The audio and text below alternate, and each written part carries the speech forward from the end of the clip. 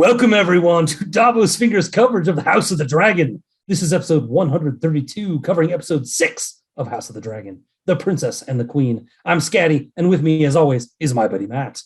Hey, everybody. We'll be releasing these episodes every Friday, as we've been doing for the past, 5 episodes, hopefully to give you enough time to digest what you just watched and also help you prepare for the upcoming episodes. So we're going to break down the episode scene by scene, of course, keeping it spoiler-free for those of you who haven't read Fire and Blood, the book upon which this show is based.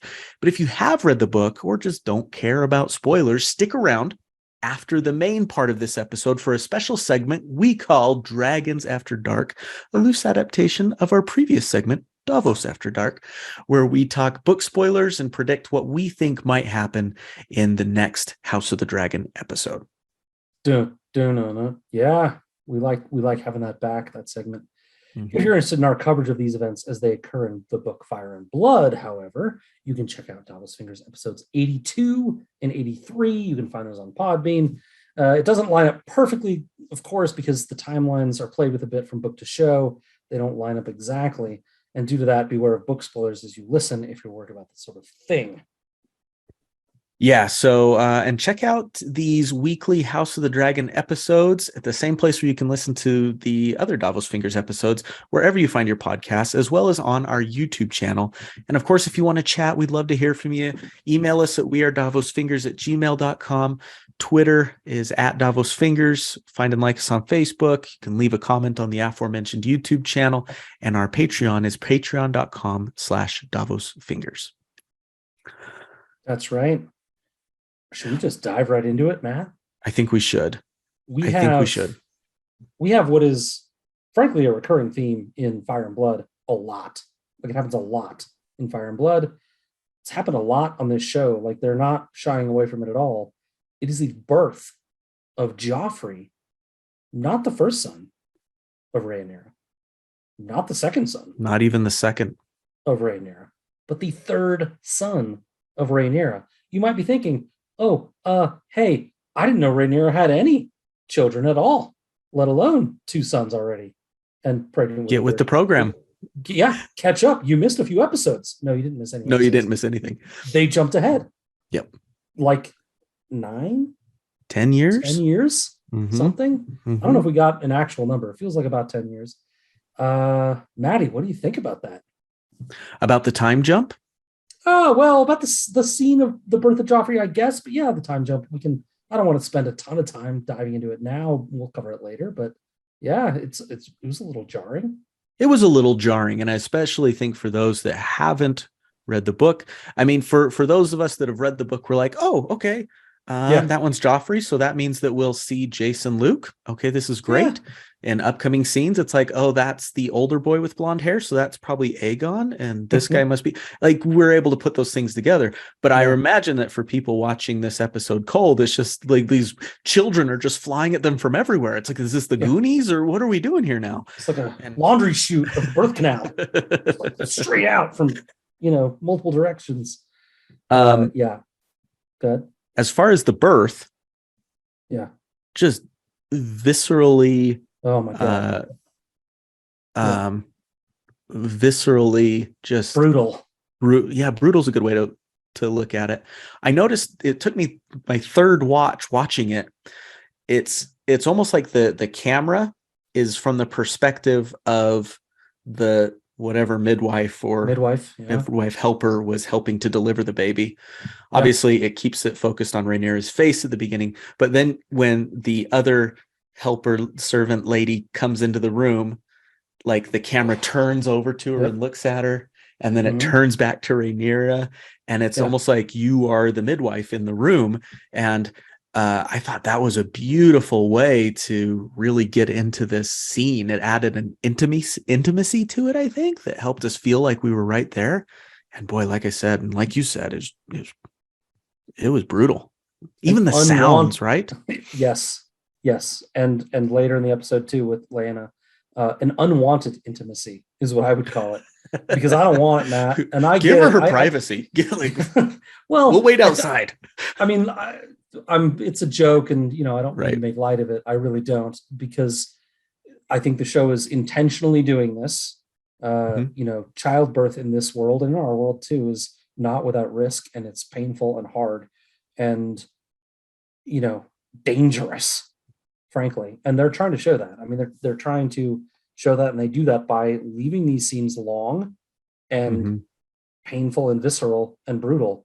I feel like the show is intentionally doing that to make this very clear to us. The blood of fire and is blood a battle. It's a battle in this world, right? Yep. Episode 1, Queen Emma told Rhaenyra, our battlefield is in the birthing bed.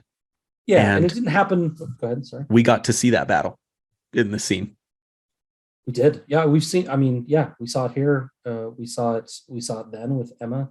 And, don't take it lightly that this is what did they call it? Almost like a second pilot is what they've called, the showrunners have called it, because there's kind of with this 10-year gap, they're showing a lot of new actors and other things. And this, we had Emma, we have Rhaenyra. I don't think that's on accident. And it's working. I mean, they're being very direct about this. It's working, but damn, I hate watching it. Probably their intent, right? Probably their intent. What an introduction to the actress Emma Darcy, in my opinion. Oh man, yeah. All in those that scene in the end, up until Laenor comes in, is probably 2 minutes, maybe. It could be. Yeah, about.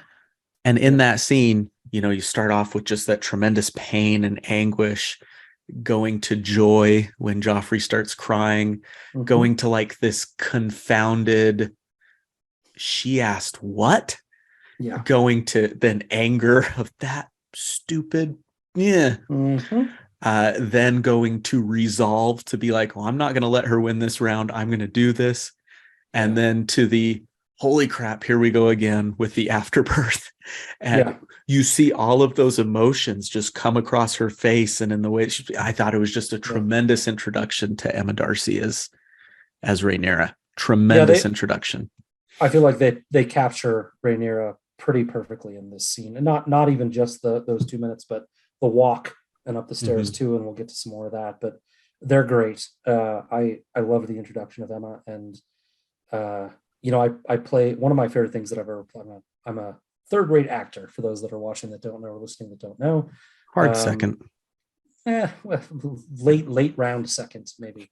But one of the favorite things I've ever done is play Scrooge, because it takes you on a super long journey of character development in a very short time. And Emma gets to do so much in this 5-minute scene where they're having the baby, dealing with the fact that it's been requested, walking with this husband that doesn't really know what he's doing, and up the stairs in anguish. They do a great job. What a great introduction to a character for this actor. Yeah, I've heard read criticism of this gap. Kind of was it was a negative in that we didn't get to know the characters very well, and I disagree. I thought that they did a really good job, especially with Rhaenyra, of giving us good character development, the kind that you're describing, despite the 10-year gap. And you're almost able to fill in the blanks of what happened in those 10 years by the way the character is acting now and comparing it to the character from the previous episode. There's a coarseness to Rhaenyra, right? She curses, but there's also this quiet resolve and this strength to her too. And that kind of gives you some insight into how she's been living the past 10 years that I found very fascinating, very believable. And I had no problem with any, I'm trying to think if it's really any, most of the character development, the ones that immediately come to mind, especially Rhaenyra. I had a few problems. We'll get there. Sure. I mean, the size of the task is large, very large, gargantuan almost, to take somebody 10 years into the future and just drop them into the story without, a big intro. I think one of the predictions we had in the last episode that they would have some big sweeping intro that kind of covered the events don't remember if we talked about it or not actually now, but it's something I remember thinking like, oh, they'll probably do a like they did in the pilot, a Rhaenyra based monologue that kind of catches us up. They didn't do that. They just thrust you right into the birth canal. Right. And are like, deal with it. And it has been 10 years. It's been 10 long years or something. Nope, none of that. They just throw you right into it. And I think it's effective. I think it failed in spots. I think it failed in lots of spots, but we'll get there. I didn't hate it though. I don't hate it. I'm not, I'm not angry about it or anything. I think it did a really good job with a really difficult task. But I think it leaves, especially a non-book reader, trying to put my feet in those shoes. I think it leaves a lot of them like, okay, what the hell? Yeah, in terms of what happened, we'll talk about some of those. Yeah, we'll get to it. Yeah. So Allison demands the baby. Let's get to that because fucking ridiculous. Yeah, right. Yeah, just pure pettiness. I mean, no, just say no. Right. Allison can bring her damn self down. Mm-hmm. Just hold on to your baby and be like, no, that's bullshit. If she wants to see the baby, she can come visit it. Am I wrong? Is that not at all? And Laenor gets to that point eventually. Way too late. This is absurd. Well, the whole way he's complaining and arguing. This is absurd. This is ridiculous. I can't believe she's doing this to us. It reminded me a little bit of the way Corlys was acting with Rhaenys in the last episode, where he was like, "You were cheated," and he just can't let this go. Laenor's an interesting character. There's stuff I like about him, and there's stuff I don't like about him. I think I see a righteous indignation, and I believe it. I truly think that he is upset that his wife is having to do this. Yeah. I do believe he's developed an honest concern and a care for the well-being of Rhaenyra. Even if his love for her isn't romantic nor passionate, I think he does care about her. But man, is the dude awkward. Was it terribly painful? Was it terribly painful? You fucking kidding me, dude? Glad I'm not a woman. Thanks. This is their third time doing this, pal. This is your third time doing this. And they make it like, 3 stories up? And he's like, she can come to us. Way too late, dude. This guy, I mean, I don't know if it's their intent, but to me, it paints a picture of a guy that is not at all involved in this family or in this woman and has no sense of what's going on, really. Like, he's there for show. I think he has some. I'm not drawing a hard line, but it's a little too late. He just seems completely like lost. Like he wants to be happy. He wants to be supportive, but he doesn't know like where to go or what to do. He's so awkward. I feel this. I remember when my twins were born, right? It was the greatest day of my life. I'm a father. I'm exuberant. At the same time, my wife just went through the most traumatic, harrowing experience of her life, delivering our twins via C-section. And it's like, you don't know what to do. Like, how happy, like, at what point do I comfort? At what point am I just like jumping for joy? It's hard, but Laenor certainly demonstrates that awkwardness to a wonderful degree.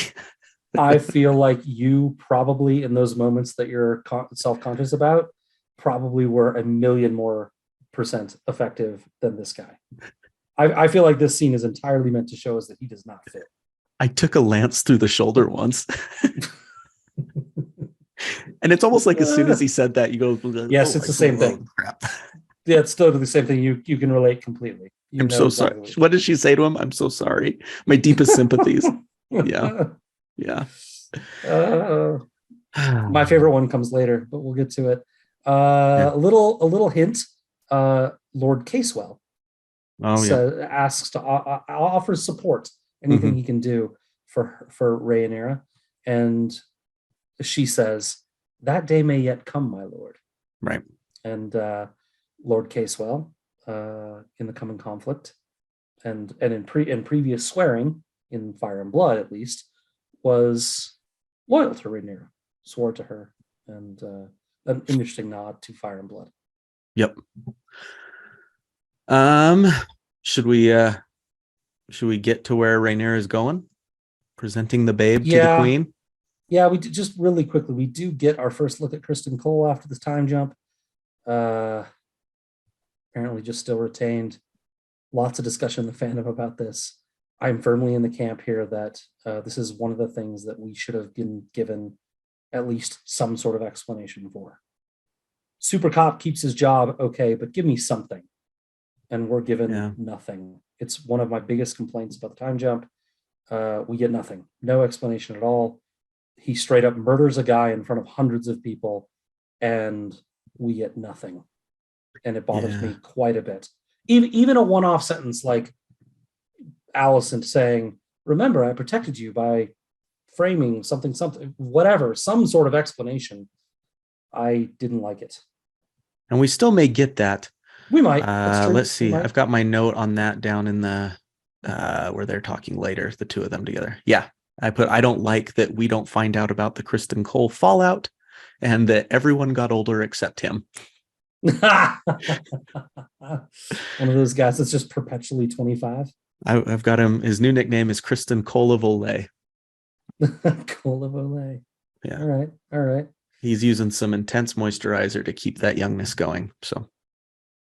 All right. So yes, we get to the scene where Rhaenyra is presenting the babe. We'll call it the babe at this point, to the king and queen. Get her a pillow. Yeah, is what Allison says about Rhaenyra's appearance here with the child, and I just guffawed when I heard that line because it's like, okay, this is how it's going to be. That is like the worst apology ever for making someone trek up with bloody feet and bloody drippings with a baby after giving birth. Get her a pillow. Mm-hmm. This is how it's going to be, Matt. And it sets the tone for this relationship going forward. And even the jabs back and forth. Oh, I didn't imagine you would come up here. I have no doubt that you should be abed or something like that. I have no doubt that you'd prefer that, Your Grace. Yeah. Saying, I know that's what you want, and that's why I came up. Mm-hmm. You're not going to see me being weak. 100%. Yeah, 100%. This is a power struggle. Yep. And straight out of the birthing bed, I'm ready to fight that. Viserys enters. He does. And holy cow, a mix between Smeagol and the Crypt Keeper. He looks awful. Dude, that's a reference most of our audience probably doesn't even know. Look it up, the Crypt Keeper. I like it. The Crypt Keeper. Tales from the Crypt, baby. I remember. It took me upon a second watch to actually recognize that now he's not just missing 2 fingers. He's missing his entire left arm. Just gone. Just the sleeves just hanging there. Mm-hmm. I thought maybe his arm was just so emaciated that it just kind of wobbled at his side. It's gone, baby. Yeah. He's gone. He looks awful. Bad, yeah. I mean, if I'm honest, I'm surprised he's alive given a 10-year jump based on how he looked at the end of the last episode. So missing an arm seems like an improvement based on where I expected him to be. Got some thoughts on that, but we'll hold it. Sure. Fire and Blood said his grace had reached the age of 43 and had grown quite stout. He's certainly not stout in here. He no longer had a young man's vigor, was afflicted by gout, aching joints, back pain, tightness in the chest. Yeah. They definitely went a different direction here, right? I mean, what we said from the beginning in the first episode, well, he's too old. The first episode should have been like 23 or something. I mean, young. Right. Yeah. And they aged him up for sure on purpose. I'm certain they did that on purpose for reasons. They've given him some sort of disease.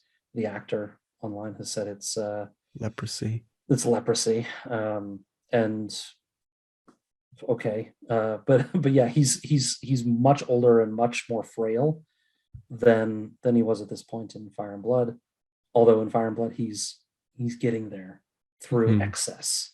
More through excess. Yeah, that's what it is. Fragility and age. Right. Yeah. And I think there's a metaphor here. I kind of prefer the Fire and Blood take. It's like he lived through excess and caused his own demise rather than just being eaten away by, I don't know. It's good either way, I guess. He's being eaten away by the stress of the throne and Yeah, I think there's a metaphor there of his kingdom slowly falling apart, just like his body. Right. But go back, Kalasar, and look at Viserys from episode 1. That same Viserys were like, he's too old. He looks hot now in comparison. Yeah, it's true. Or he looked hot then. Yeah. Excuse me. So we then moved a very, very heavy hammer they use with this "they don't look right" theme. Mm-hmm. Viserys says, "I think he has his father's nose," and Laenor gives like a little chuckle. Alicent then takes the babe and takes it over to Laenor and says, "Do keep trying. Sooner or later, you may get one who looks like you," which is directly from the book. Direct quote. Yep. From Testimony of Mushroom, I believe. If I remember right. Mm-hmm. And I just want to dwell on that for a minute, because I keep seeing people online, trying to like forgive Alicent of, who she is and what she's done. What did she do so wrong? Well, people, you know what? Very boiled down, this is what it is. She's cruel. She's become cruel and spiteful over the years. I don't blame her necessarily. She's been put in a really bad spot. But you don't need to commit murder to be a heinous and bitter person. She's become a heinous and bitter person over the years, and takes just lays into people cruelly when she doesn't need to. She didn't need to say any of this to him. What did she get from this? Nothing. She doesn't get anything from saying this to him, other than just being hurtful. Yep. And you want to see the baby I'm just sick of people, frankly, I'm just sick of people defending Alicent. You want to see a baby that you want to see if the baby looks like Laenor? Go downstairs and check it out. Yes, for sure. That too. Absolutely cruel. Making them travel at all, then throwing this barb at him about these children not looking like him. No benefit that you gain. And I'm just sick of people defending Alicent like she did nothing wrong. This is wrong. You need to be able to look at a character and be like, oh, yeah, that's shitty. Maybe it's not murder, but it's still shitty. I understand you want to protect your kids. That doesn't give you carte blanche to say and do these types of things. This doesn't protect your kids at all. It doesn't protect the kids. It's just cruel. Yep. Just like we talked about with Rhaenyra, we're introduced to her character in those first couple minutes, the type of person that she's evolved into over the past 10 years. This gives us a good look into the character that Alicent's become over the past 10 years. Yeah. She's someone that has become almost defeated by all the goodness is gone from her eyes and everything over this paranoia about her children, and probably just living a life of getting her way all the time. And substance and luxury combined with the paranoia, it doesn't leave us with a pretty product at the end. I'm not saying I don't understand how she got here. She certainly, these last 10 years, that paranoia has eaten away at her, and she's worried and worried and worried. And this is how she's gotten there. I'm not saying it's inexplicable. I'm just saying we need to recognize when people are shitty. And oh, by the way, I'm no Rhaenyra stan. Rhaenyra is going to get hers too from me, guys. So, don't look at this cast and be like, oh, coming down on Alicent. No, I'm going to come down on everybody. That's what makes us a good pair, because I'm always looking for the little good bits to pull out. You're looking for the things that we need to like call out that they do wrong, and I think that's good. Bits. There are good bits, which is what's great about this show. There are good bits, which is what makes this fascinating. And we can call out do good things and do bad things. And on the flip side, we can call out those good things without saying that they're saints. And that's important to do too. So because none of them are. We have talked in the past about Viserys and Rhaenyra and their relationship and the lack of closeness and affection. We get a little moment here that I liked. Where Rhaenyra talks about the fact that she called the midwife a cunt, and they share a little laugh and a little hug. There's like warmth. Yeah, feels like maybe over this 10-year gap they've grown closer. Maybe Rhaenyra has seen his commitment to her as heir. Maybe they've grown closer on councils. They agree on things or something, but they definitely feel closer than I attributed them to be earlier. It was a sweet moment that I took note of as well. Yeah. Right.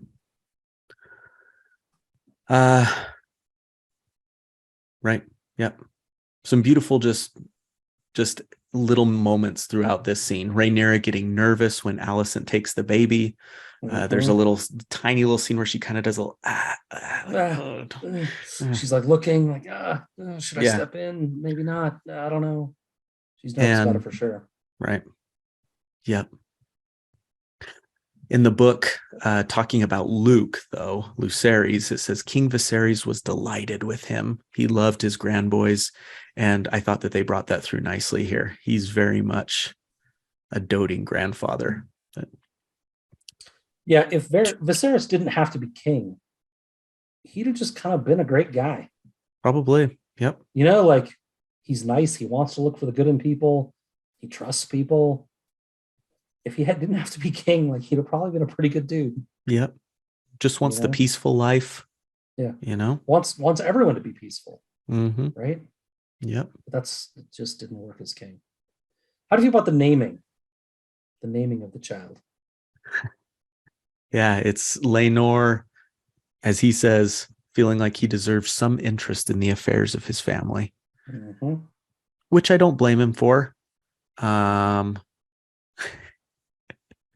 But dude, I mean, what'd you do here?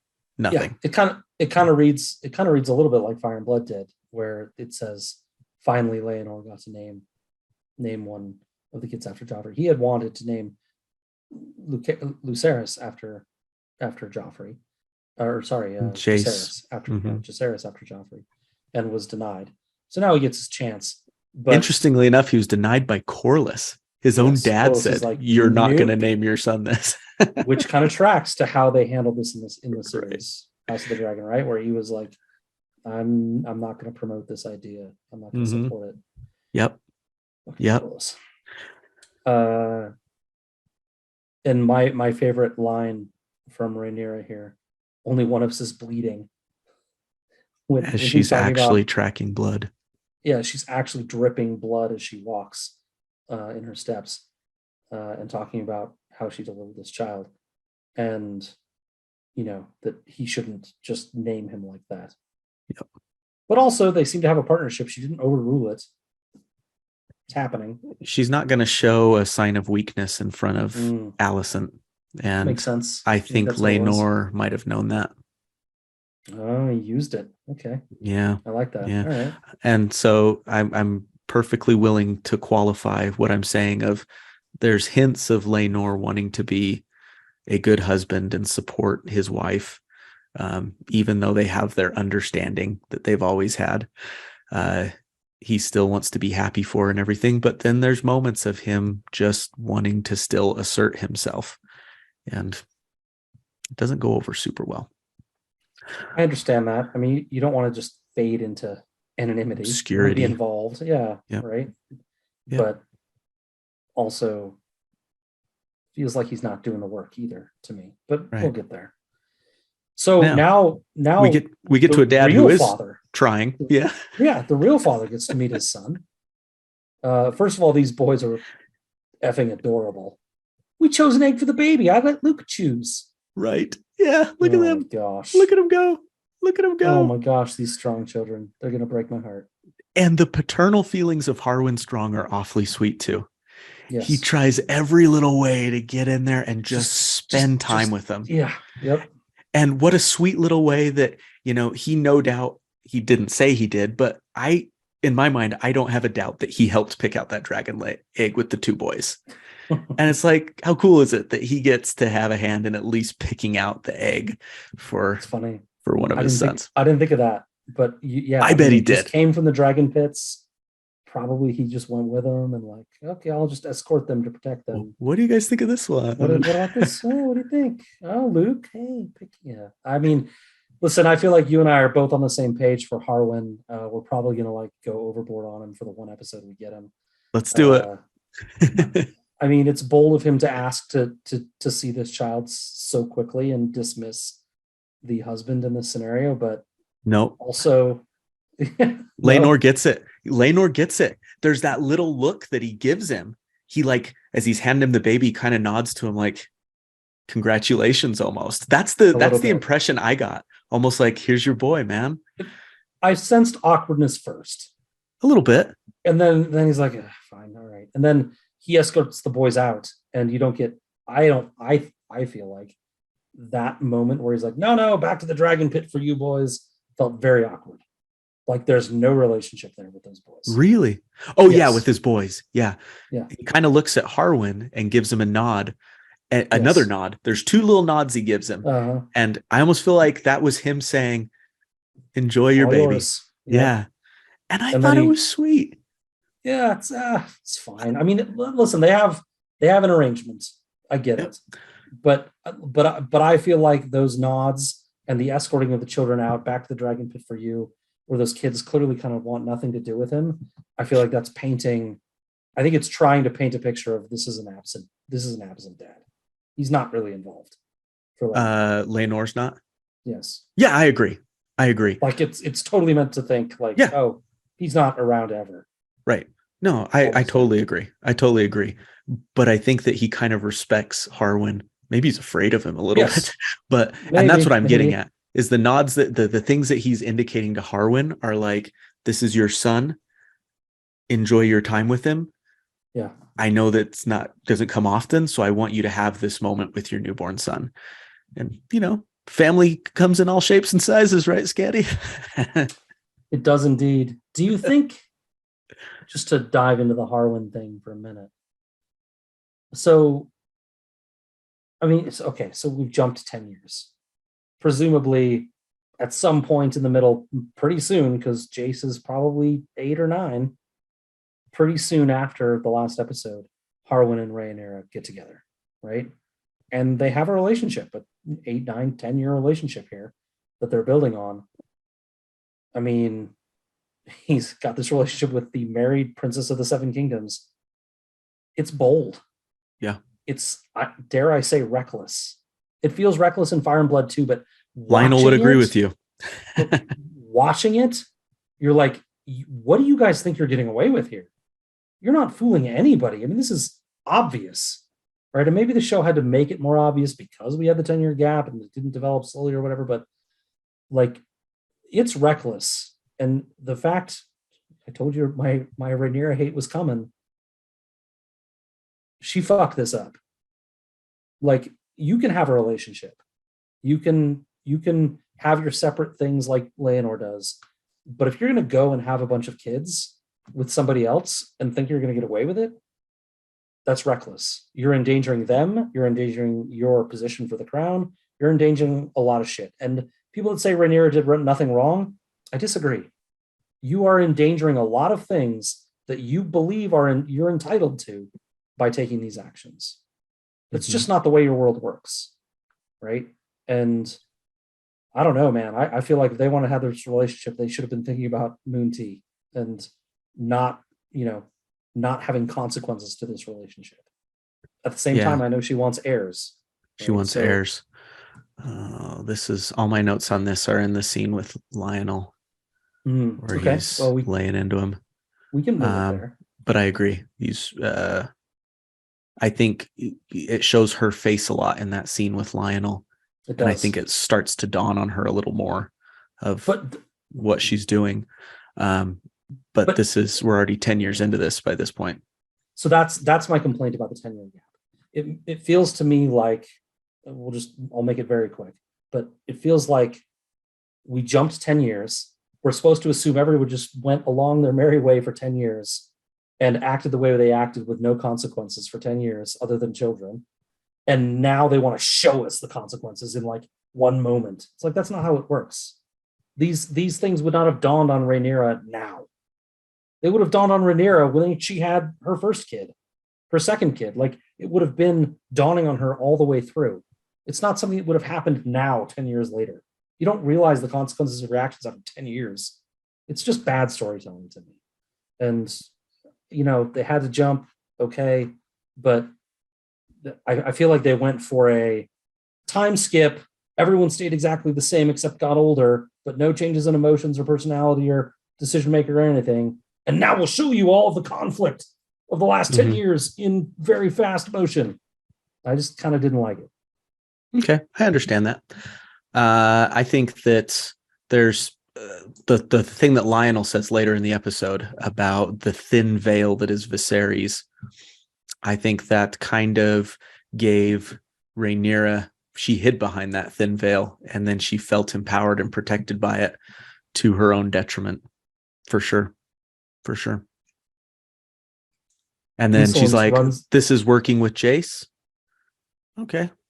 Let's see what happens with number 2. This is working too. Okay. Things are all right. And then at that point, Alicent's like, dude, this is way too much. 3 is too much. 3 is way too much.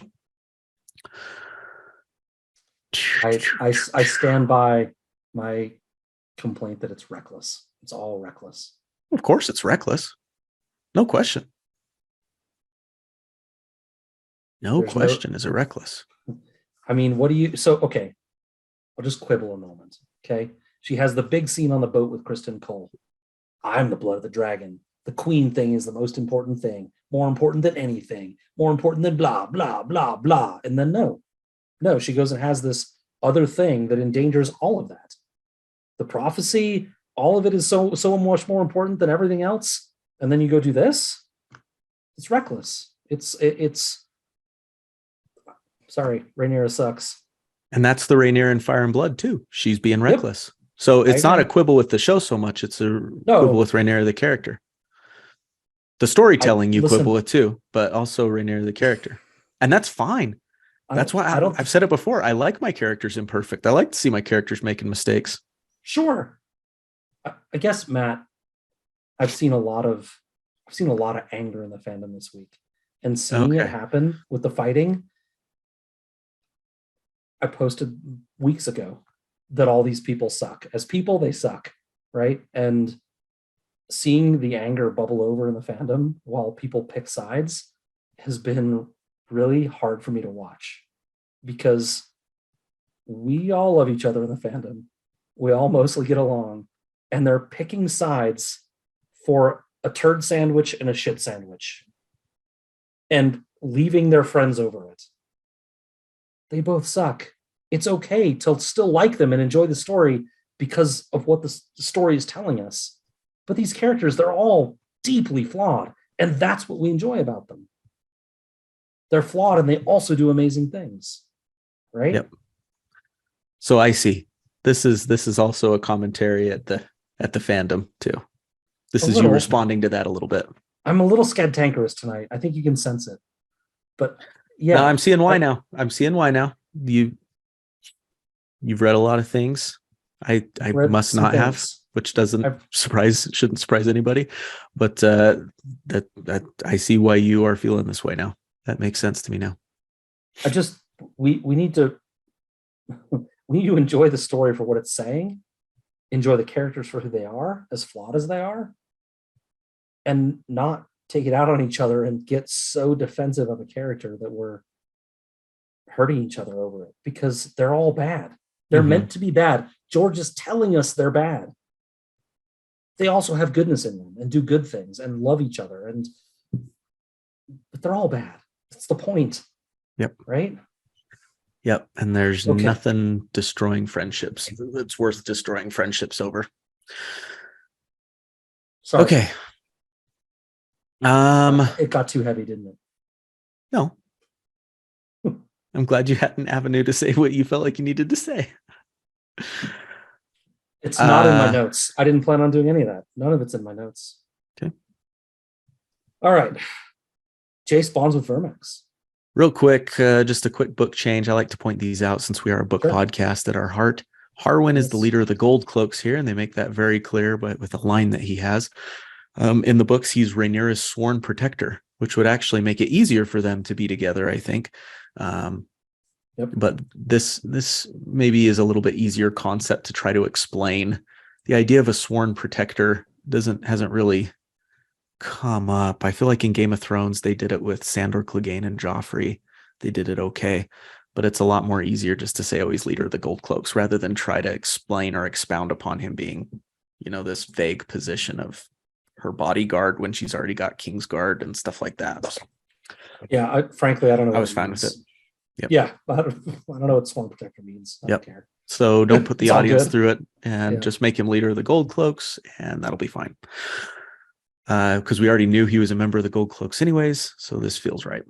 The only Sworn Protector I really cared about was the Scarlet Serpent. Oh yeah. Protector of Alysanne, which was awesome because it was not a Kingsguard. It was her own personal protector. What about Balak or whatever his name is? He's kind of a Sworn Protector-ish. Oh, yeah. Go for him too. Yeah, you're right. He's different. I like him too. Yep. Yeah. All right. So then we go to the dragon pit, like you said, and the books aren't super clear how bonding with the dragon works and everything. Mm-hmm. And so this was a fun scene to see. And that dragon, Vermax, was so creepy when it came crawling out of the pit. Spidery. Ooh, it was so cool. Yeah. I really liked it. Super effective. But yeah, I agree. And the first thing I noticed about this scene before the dragon even came out is that these nephews look very close to their uncles and vice versa. It's a departure from Fire and Blood. In age or in friendship? No, in friendship. They're kind of, hitting each other on the shoulder and sitting, they're not separated. Jace is walking next to, I think, Aemond, who's walking next to Aegon, who's walking next to Luke. Like they're not, necessarily segmented or anything. In Fire and Blood, the passages, by royal command, the infants Jacaerys Valerion and Daeron Targaryen, who we don't have yet, shared a wet nurse until weaned. It was said that the king hoped to prevent any enmity between the two boys by raising them as milk brothers. Yep. If so, his hopes proved to be sadly forlorn because they end up getting angry at each other. So it's a bit of a departure. It feels like they're trying to, in House of the Dragon, give us a relationship between these boys, a closeness a little bit. Right? Yeah. That isn't really in Fire and Blood. It's kind of cast aside very early. Yeah, they spend a lot of time together, as we'll see. So yeah, and we see them kind of conniving together to play the prank on Aemond, and that did hit me too. So yeah. And again, we get in this scene more Valyrian with tiny subtitles, which I'm really excited about. I was thrilled to see the tiny subtitles. Look closely, and then worse, we get a low voiced translator that can't be understood and they stop doing the subtitles, which is even worse. I think I'm just old, man. You are skid-tankerous tonight, my friend. I am. I'm on one, man. This, one of the big tells that Alicent and others thought would happen is that when each of the Velaryon boys, Rhaenyra's sons, was given a dragon egg while they were in the cradle, as Fire and Blood mentioned. And this says those who doubted the paternity of Rhaenyra's sons whispered that the eggs would never hatch. But here we see that they all did hatch. Well, at least Jace's, and then it's alluded to later in the episode, but I can't remember the line, that Luke has one too. So we're getting dragons hatching, which probably emboldens Rhaenyra a little more of being able to say, I mean, look at them. We got dragons hatching, so we're good. But I don't have too much more on this. Yeah, Jace seems a little terrified of his dragon, a little bit. I would be too. Makes sense. But exuberant to butcher an animal with him. Man, this show is getting a lot of mileage out of that one word. Dracarys. I'm not sure I've ever seen a show get more mileage out of a single non-existent word before. It's amazing. Yeah. Dany Targaryen, Emilia Clarke, she kind of immortalized it with that famous scene, burning the slavers. So then we immediately get to this practical joke you alluded to. Yeah, they bring out the pig. I feel so bad for little Aemond. Yeah. This is brilliant storytelling, and we've alluded to it in the past that that the strength of this show can be that they take a loose framework and give it life, right? Give it detail that make the characters make more sense. And what we have here is an example of abject cruelty to Aemond. Just cruelty. This is something that is a part of his soul, that he doesn't have a dragon and everyone else, every other kid he knows does, right? And they play this joke on him. And you can see how something like that would lead to him being, you know, a maladjusted kid. I mean, I think sometimes people without kids don't get this. Like handfuls of little events like this, even though it seems just like a joke, they can be very harmful. Kids latch onto things, and if they're reinforced over and over again, it can just become a part of their personality almost. And we don't get it explicitly in Fire and Blood, but like it kind of helps explain why Aemond is, you know, a little bit rough around the edges. Yep. And you know, as parents who've experienced their own children being bullied before, that's tough to see. That's tough to see. And it kind of helps you understand where Alicent is coming from a little more in this later scene with Viserys. Trying to protect them, you mean? Yeah, just going all out of just like, I don't care what needs to happen now, but I am sick of my son getting pushed around, even though her son is participating in that. Mama bear mode, just yeah. as complicit. Yeah. Yeah. It's just as Aegon is just as complicit. We'll get maybe to it, more but so. As terrible as Alicent is, like you said, there's good in her. Like she's a mom. She's fiercely protective. And I think a good mom. We'll get there. We'll get there in just a second, actually. The only other note I have on here is what dragon does Aemon find? I don't know. I have the same note. Which dragon is that? I'm sure somebody out there figured it out. But yeah. I don't know. I've like looked it up, and there's people that have said like that dragon is so and so, and I've seen it in multiple locations. We'll save it for Dragons After Dark just in case people don't want to know. But I'm not seeing any citation anywhere or evidence saying why it's that dragon. So, I mean, I have a theory, but I guess let's save it for Dragons After Dark. Okay. So then we do get to Alicent being a mother. So this is a nice segue. I love how she's trying with Helena. Yeah. It's like if you parents haven't listened to your kid talk about Minecraft or something, you know exactly how Alicent is feeling here. You're trying your best to like stay engaged and ask questions. And care. Why do you feel that way? Oh, that's interesting. You're probably right. and to like steal those little moments where you can try to take something they're saying and make it into a life lesson. Sure. Right. Like, okay, let's use this. Right. Uh-huh. She says something like, yes, some things are unexplainable and just are. Mm-hmm. Right. As Helena says, it's beyond our comprehension, or it's beyond our understanding, or something. And Alicent says, yes, some things just are. Mm-hmm. You know, and she reaches out and touches her arm, and Helena kind of recoils a little bit, but you can see that Alicent cares in this scene, right? For sure.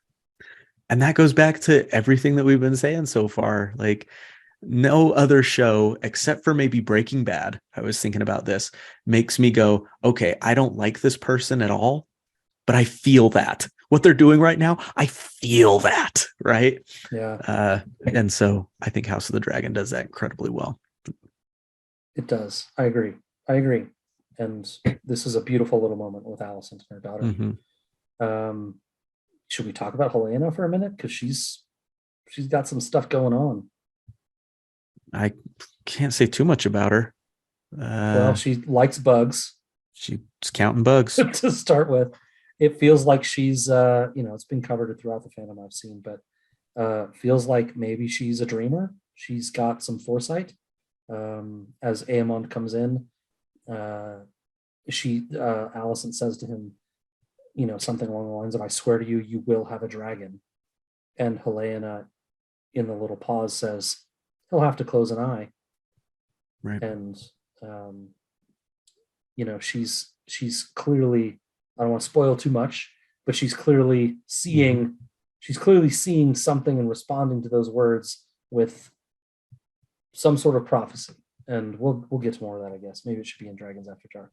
Right. But the last ring has no legs at all. I think she's a little sweetie. I think she's saying things that mean something. They mean something to her. don't make Yes. sense to others. Yes. We've met people like that, right? Very aloof, introverted, stark contrast to Aegon, her older brother. And yeah. Yep. Closing an Eye, for those that have read the main series, is that's a prophecy kind of thing, right? The three-eyed crow and closing an eye to fly and all these things that Bran did before. So it's a interesting terminology for her to use, closing an eye. Anything else on this scene? No. So Alicent goes, I guess, after finding, Alicent kind of just running around the whole episode, like responding to stuff, right? So she hears about this practical joke and she immediately goes to Viserys. She's going, Mama Bear, your grandsons are a menace. Doesn't mention her kid at all. No. But Viserys sees through it a little bit.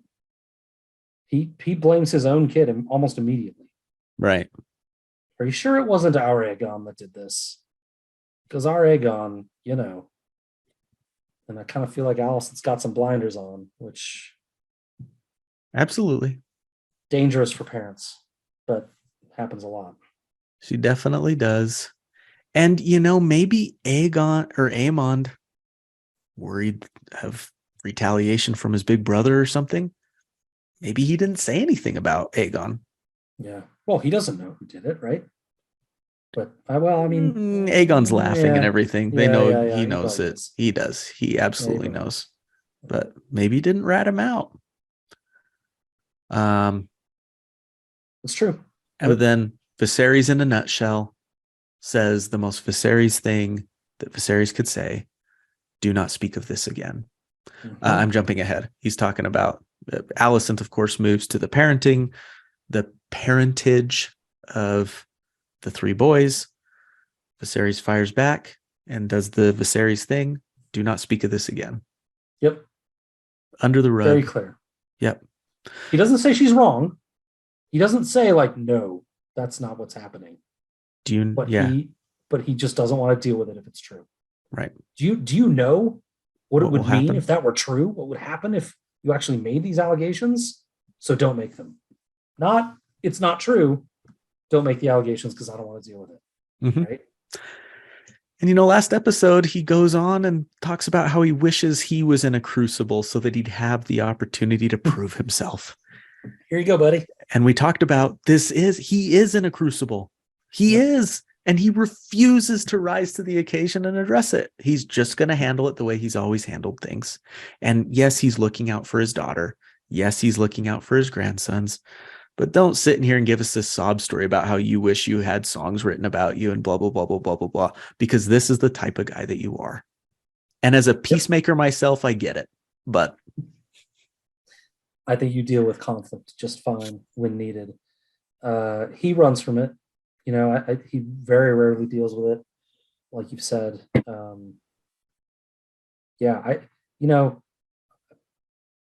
think as a king, you deal with the crucible probably nearly every day. Our judgment, all of us, kings and non-kings alike, we're making judgments every day that inform on who we are and our character, right? Yep. So it's, don't careful what you wish. You just might get it, as Metallica says. There is, while they're talking, there is that little, he kind of gives this example of this horse he had that went and got, he says, got impregnated by a silver stallion. And, the horse, the baby came out as the plainest, muddy brown horse that you've ever seen.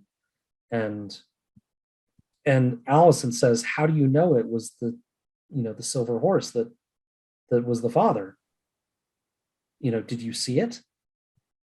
And I immediately, on my first viewing, raised my hand and said, hypocrisy, Alicent. You didn't see Harwin either. You didn't see it. Yep. What evidence do you have? You're being a total hypocrite here. Yep. They don't look like him. Well, I got 3 kids. One has But did brown you hair, see one has anything? blonde hair, and one has red hair. All 3 of my kids have different hair colors. Your 2 kids have different hair colors. Like, My 2 kids do have different hair colors. Yeah, neither one have my hair color. So your oh my youngest God. is a little darker, right? I gotta go. I have to have a conversation with my wife. No, just come back. Come back. It's okay. It's okay. My kids are far too like me to not be mine. Your kids are Sadly. definitely your kids. Yeah.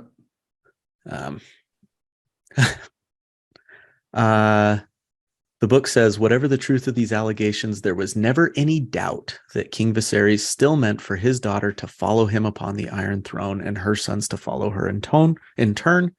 The show does a good job of showing that. Yep. Yeah. Again, I don't want to harp on the 10-year gap too much, but understanding how Viserys and Rhaenyra maybe got closer that we talked about earlier, maybe he reinforced this a few times over the years. Right. She's my heir. She's my heir. She's my heir. She's my heir. In regular speeches, every time they got together, my heir, like maybe he did that. In the book, they don't really go into that much. I wonder, and they don't do it here either. I wonder if he's been more forceful about it or not. Yeah, which would explain Alicent becoming more embittered in turn. Yeah, we'll come back to that for sure. Oh, we can come to it in the next scene. Perhaps. Yeah. Because as you said, this is Alicent just going around. I got so sick of typing out Alicent talks to so-and-so when I was putting together our little outline here. She's getting her steps in, I'll tell you that. She's going to go for a little walk with Kristen Cole of Olay. He looks great. He just got a little haircut. It's the only thing that's changed about him. Laenor gets a whole new actor. Lena gets a whole new actor. Kristen Cole just gets a haircut. They get along so great because they can just feed off each other's pain, Alicent and Kristen. Like, if they were to have a conversation, I don't think they'd be able to have a conversation if it wasn't saying something about Rhaenyra. Do you know what I mean? Like, they're just bonded by this mutual hatred, saying what the other person wants to hear, and that is them. I think it was B-Word, our Canadian friend, who posted on Twitter earlier this week. It was the scene from Mean Girls. Why are you so obsessed with me?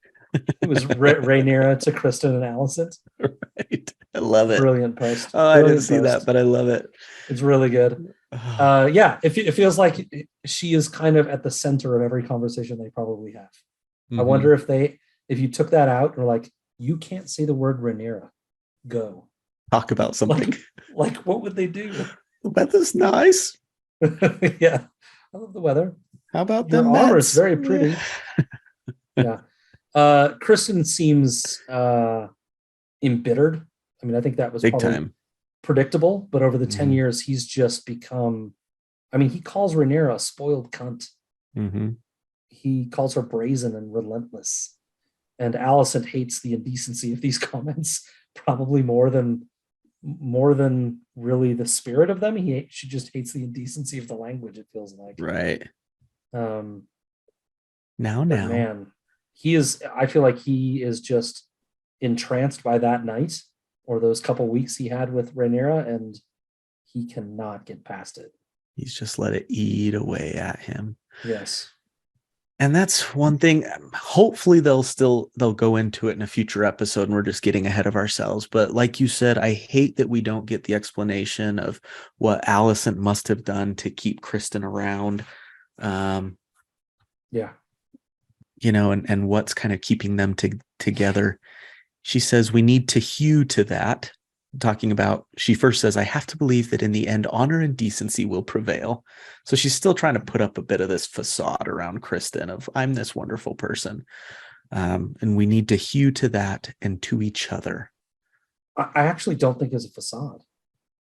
I actually think she thinks her shit doesn't stink. I think she believes that she is in the position of honor and decency. Mm-hmm. And that's what makes her suck.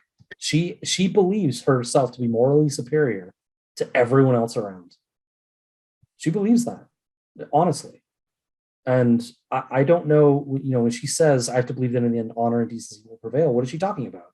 Stripping Rhaenyra of her rights? the boys being exposed as bastards. Like what is honorable and decent here? What does she think that means? That's the question. Yeah.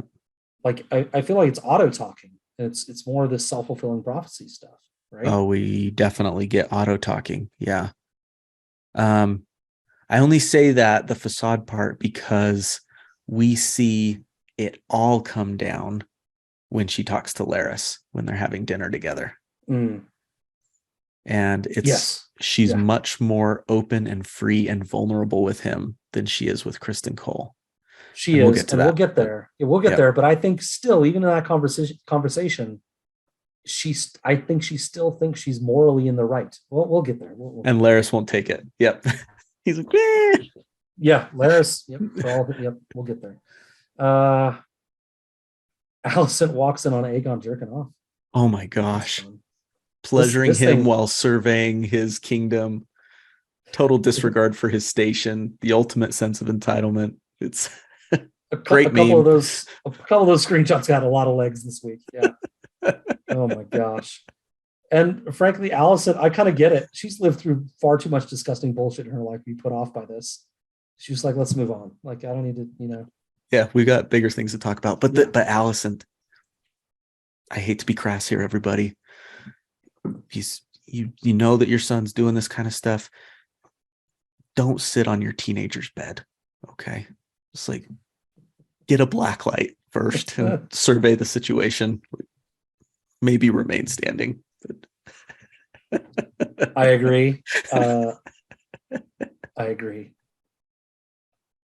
That's all I have to say about that. Yeah, I had so many stories. I don't want to overshare. I'm not going to do it. Yep. Let's just plow right through it. Let's just keep going. Aegon has no interest in being Kingsguard. He really doesn't care. Yeah. Yeah, and he doesn't. I mean, I think this scene is meant to paint an Aegon that is just generally not serious. A teenager, kind of. Yeah, sure. Yeah, but also one that doesn't want responsibility. Mm-hmm. She asks about his brother. His immediate instinct is he's a twat. Yeah, he's an idiot. I hate him. I hate my brother sucks, and he's right. But like he's not holding back. He also is a teen. He lies straight to his mom's face about it being Jace who's running the whole thing, the two of them. So he's willing to lie. I think this scene is meant to show that Aegon is he's inconsiderate and selfish. He's really kind of unconcerned with his reputation. He thinks he can get away with kind of whatever with his mom. He's a king's son, kind of. Yeah. Yeah. I mean, but the best part, you're right. The best part of this scene is, to me, that one line when she talks about Rhaenyra, taking the throne and Jace inheriting. He says, "So that's fine." He does not. Yeah. Then I won't challenge. He says, then I won't challenge. He doesn't care. He's not. He's like, great. So what? Life's great. I don't need to be king. Mm-hmm. Why are we making a big deal of this? And it reminds me a little bit of the last episode when Rhaenys is talking with Corlys about what they're risking and why they're doing it. Why are we putting our son in this position? For power, for prestige, for what? Right? And he's just not interested in any of that. Right. So it's not worth that. Let him be king. I don't care. You are the challenge. You are the challenge. Brilliantly delivered from Alicent. The paranoia in repeating almost verbatim, I think, Otto Hightower's words to her from the last episode.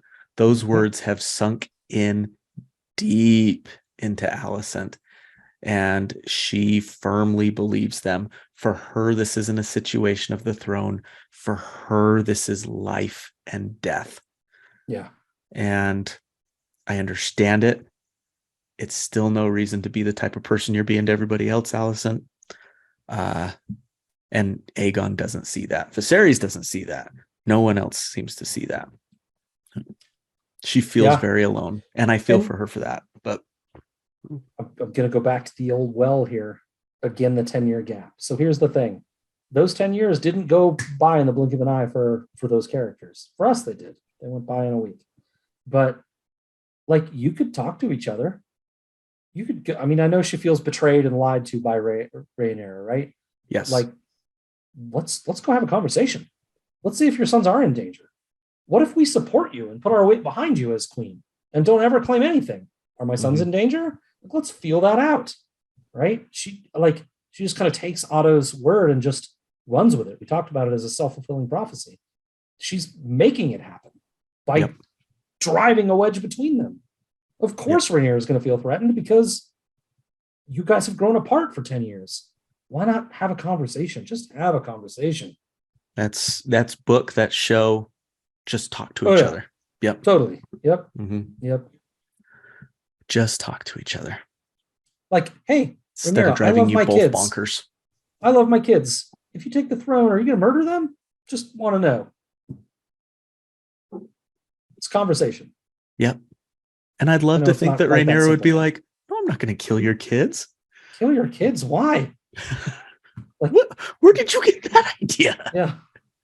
Like, holy crap.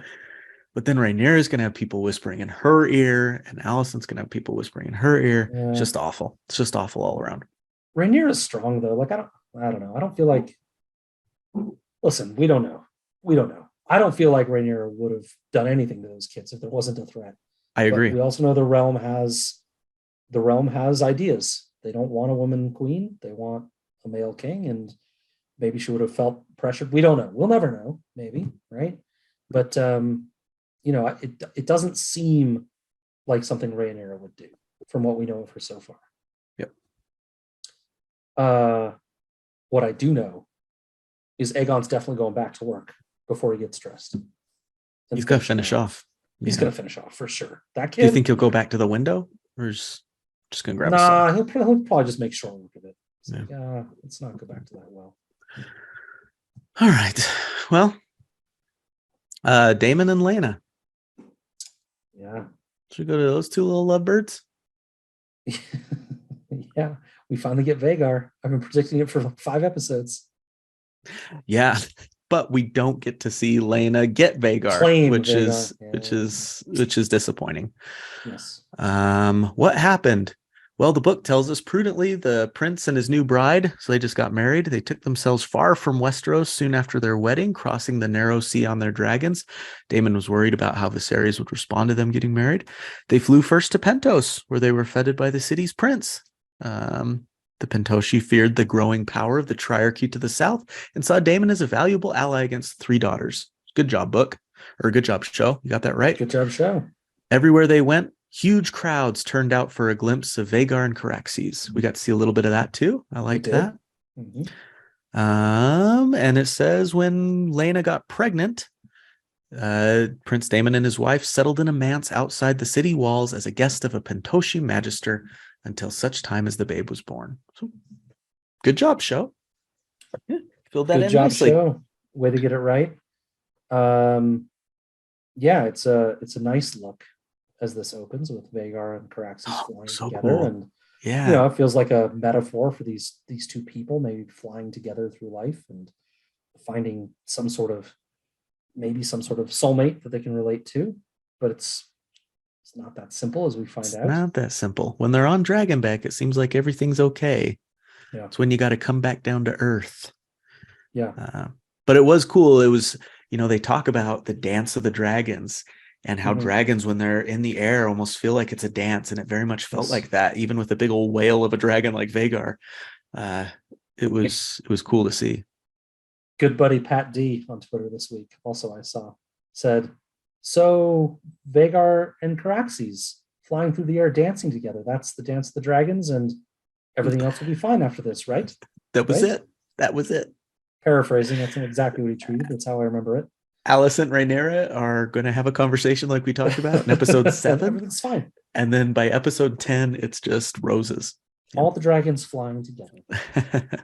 I did think it was interesting. Daemon, no burns as he flew through the Vhagar's flames. Hated it. Not even his clothes were singed. He went so fast through. Yeah, maybe. All I could think of when I saw that, I haven't seen a lot of it online, but all I could think of when I saw that scene was like, oh God, now we're going to get the Targaryens are immune to fire shit again. Right.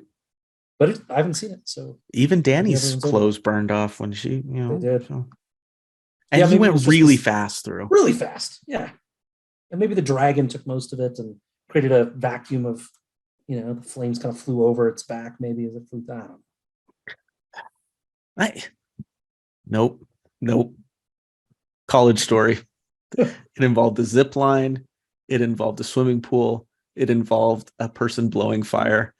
And it involved me singeing all the hairs off my arms. And I went by that fire blower really fast. And I still got the hairs on my arms singed off. So, all right. So we have a little bit of artistic license with the effect of fire in general. All right. I mean, if that's the worst this show does, I'll live with it. But I do feel bad for your singed arm hair. Thanks, buddy. I feel like when we finally get into the manse in Pentos, it does this big pan across the table showing all this beautiful food. I thought that was a nice call out to Gurm and his big time food descriptions. Food porn. Yeah, we got the Gurm food porn visually rather than being described to us. Yeah. And we get to see at that table Bela and Rhaena. Maybe my new favorites. These kids are adorable. They're cute. Super cute. They're awesome. Yeah. In this scene, I don't know if it's the Magister of Pentos or just some noble or some noble guy. I don't know if they tell you really. No. But he makes a generous offer, really a generous offer. Totally. But he's really just trying to buy Death Stars. Right. Yep. So this family has 3 dragons to their name. He wants to keep them there as a defense mechanism against the Triarchy. Yep. And I mean, Matt, if you could, would you buy a Death Star? I think if I were in their position and the constant upheaval that the free cities are in, it's a nice insurance policy. For those that don't know, the free cities find peace. You never find peace in these places. You are never safe. You are never safe. Seems like a good investment. They're hiring sellsword companies at all times. I mean, that Death Star will pay off over time. You're just giving them a manse, like, a salary to live there for dragons to win wars. Man, that'll work out. Yeah. And Daemon likes that. He likes to feel wanted, as we find out later. Yeah. So this is where we kind of see some of the discord, right? Between Lyanna and Daemon. That Daemon does seem intrigued by this offer. He likes not having the, strictures of being in Westeros, of this family pressure of behaving a certain way and doing certain things. Sure, let's just live here, and it's very transactional, right? They pay us, we provide this, and we live happily. And he likes that. But Lyanna sees something more in Daemon, that there's more to him, and you can see a real affection from her toward him, I think. Which is really interesting. Yeah. Again, it's they hinted at in Fire and Blood, right? That they really kind of were a bit soulmates. They both loved to dragon ride, and they were both free spirits, and they got along really well. But you can see a real deep tenderness, I think, at least from her toward him. That keeps her hanging on, and also an expectation that she thinks he's better than this. Yep. Right? Yeah, and she's got a lot of patience for him. She does. But Daemon's still Daemon. Doesn't want responsibility. Doesn't want investments. Doesn't want anything holding him back, right? Right. Yeah. So we're talking about this conversation they have after dinner, and she bears her soul to him again and talks about how she wants to be around her family and all of these different things, telling him her feelings. And he looks at her, he kisses her belly, the baby. Without a word, he turns back and just starts reading his books. Doesn't even acknowledge that she said anything. Dismissive. Yep. Daemon gonna Daemon. And that drives me nuts. It's Daemon. Wow. I mean, yeah. Am I surprised? I shouldn't be. He's a bad person. Like him if you like, but he's a bad person. But then they throw these little bits at you again of right before this conversation. He's sitting there having a really nice moment with Bela, reading together, chit-chatting. And you're like, oh, he's a good dad. We get reason to believe that. Yeah. Maybe. Yep. We'll get to that.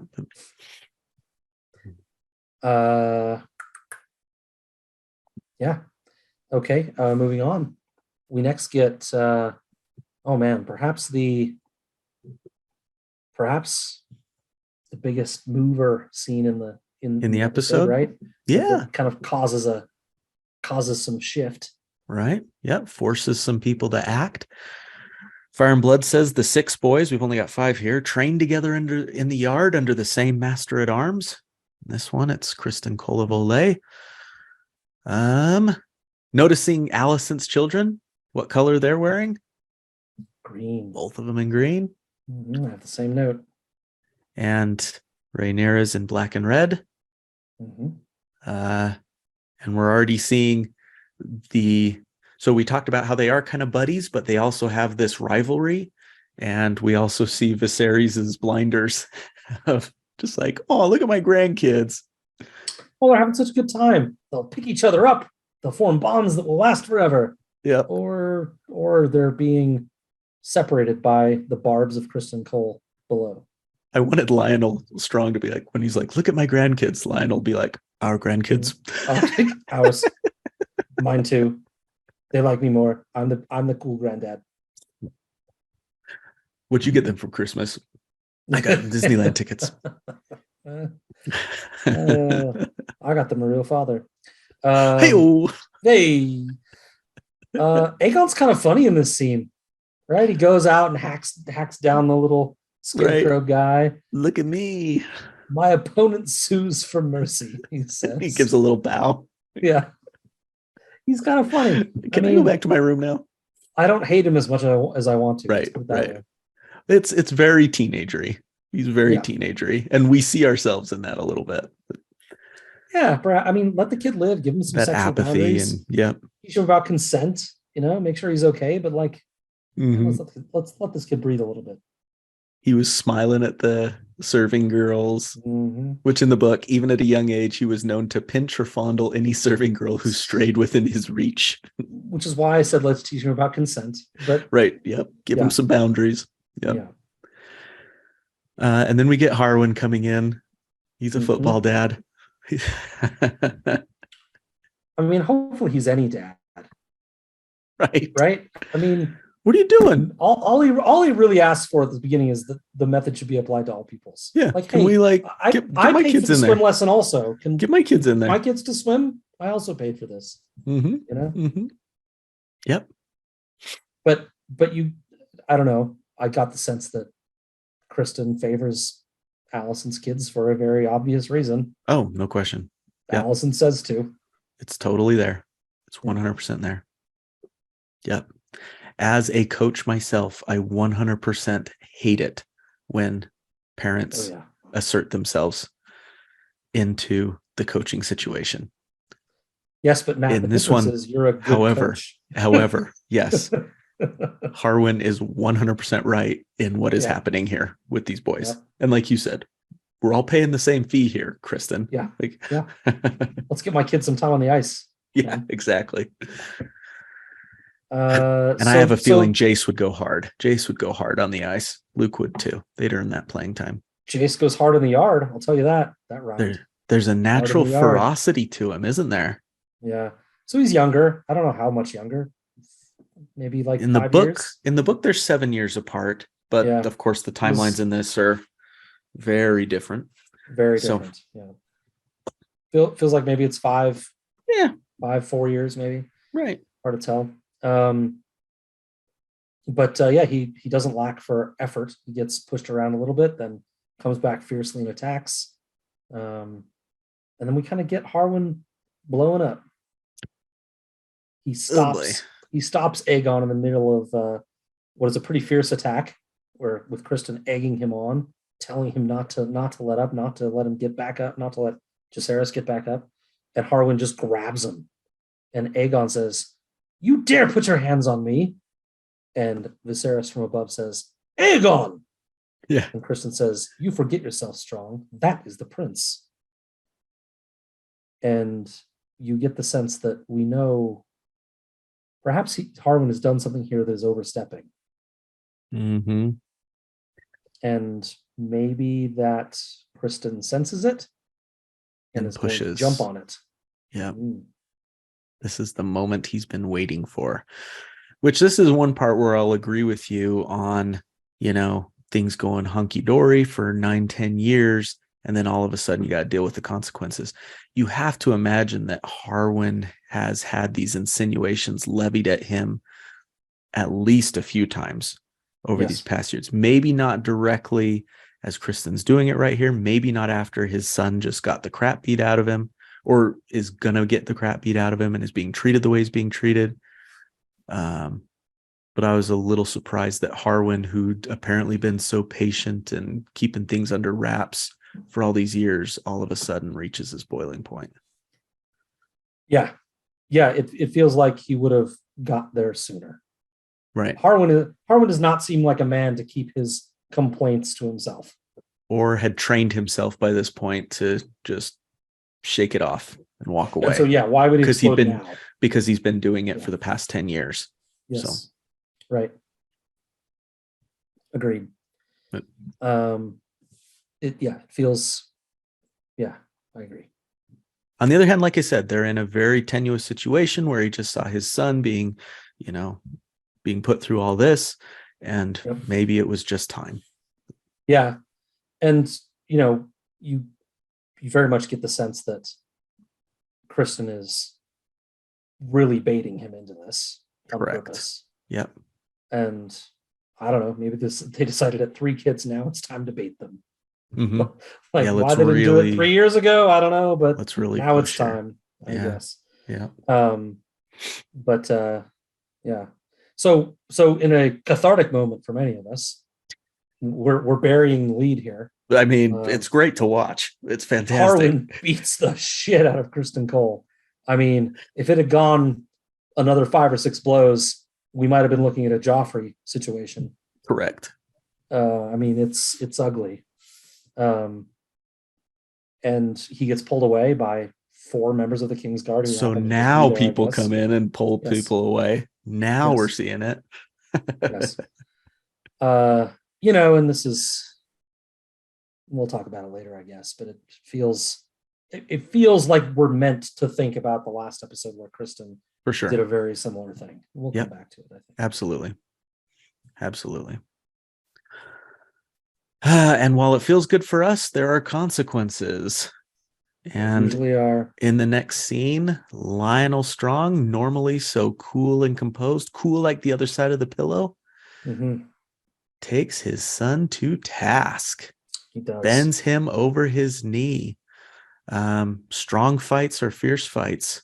Harwin can break bones, but Lionel, he lays in. He goes hard. He does. And my first piece of advice is don't ever have a conversation anywhere in the Red Keep. It just doesn't work. It feels like someone's listening every time. Yep. But just don't do it.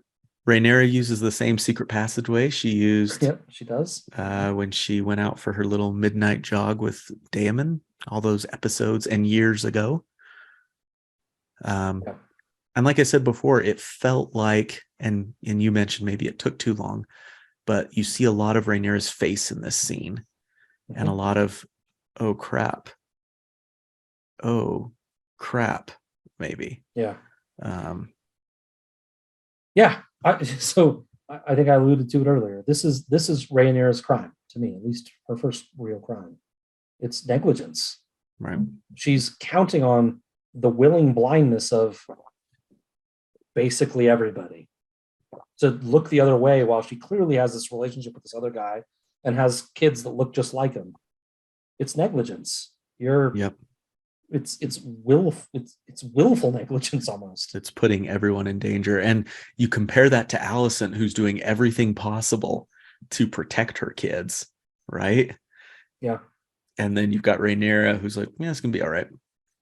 They'll be fine because my dad. Yeah. Because my dad. That's right. That's it.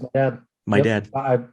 She's taking for granted her position, which she should have seen in that scene where she went with Daemon into the city. That's not a position you should be taking for granted, right? Like, yes, it's yours. It's yours to lose. You deserve it. You've been proclaimed the heir. But how about act like it? Sorry. Yep. I'm not holding back. And Matt. The flimsy shield of Viserys.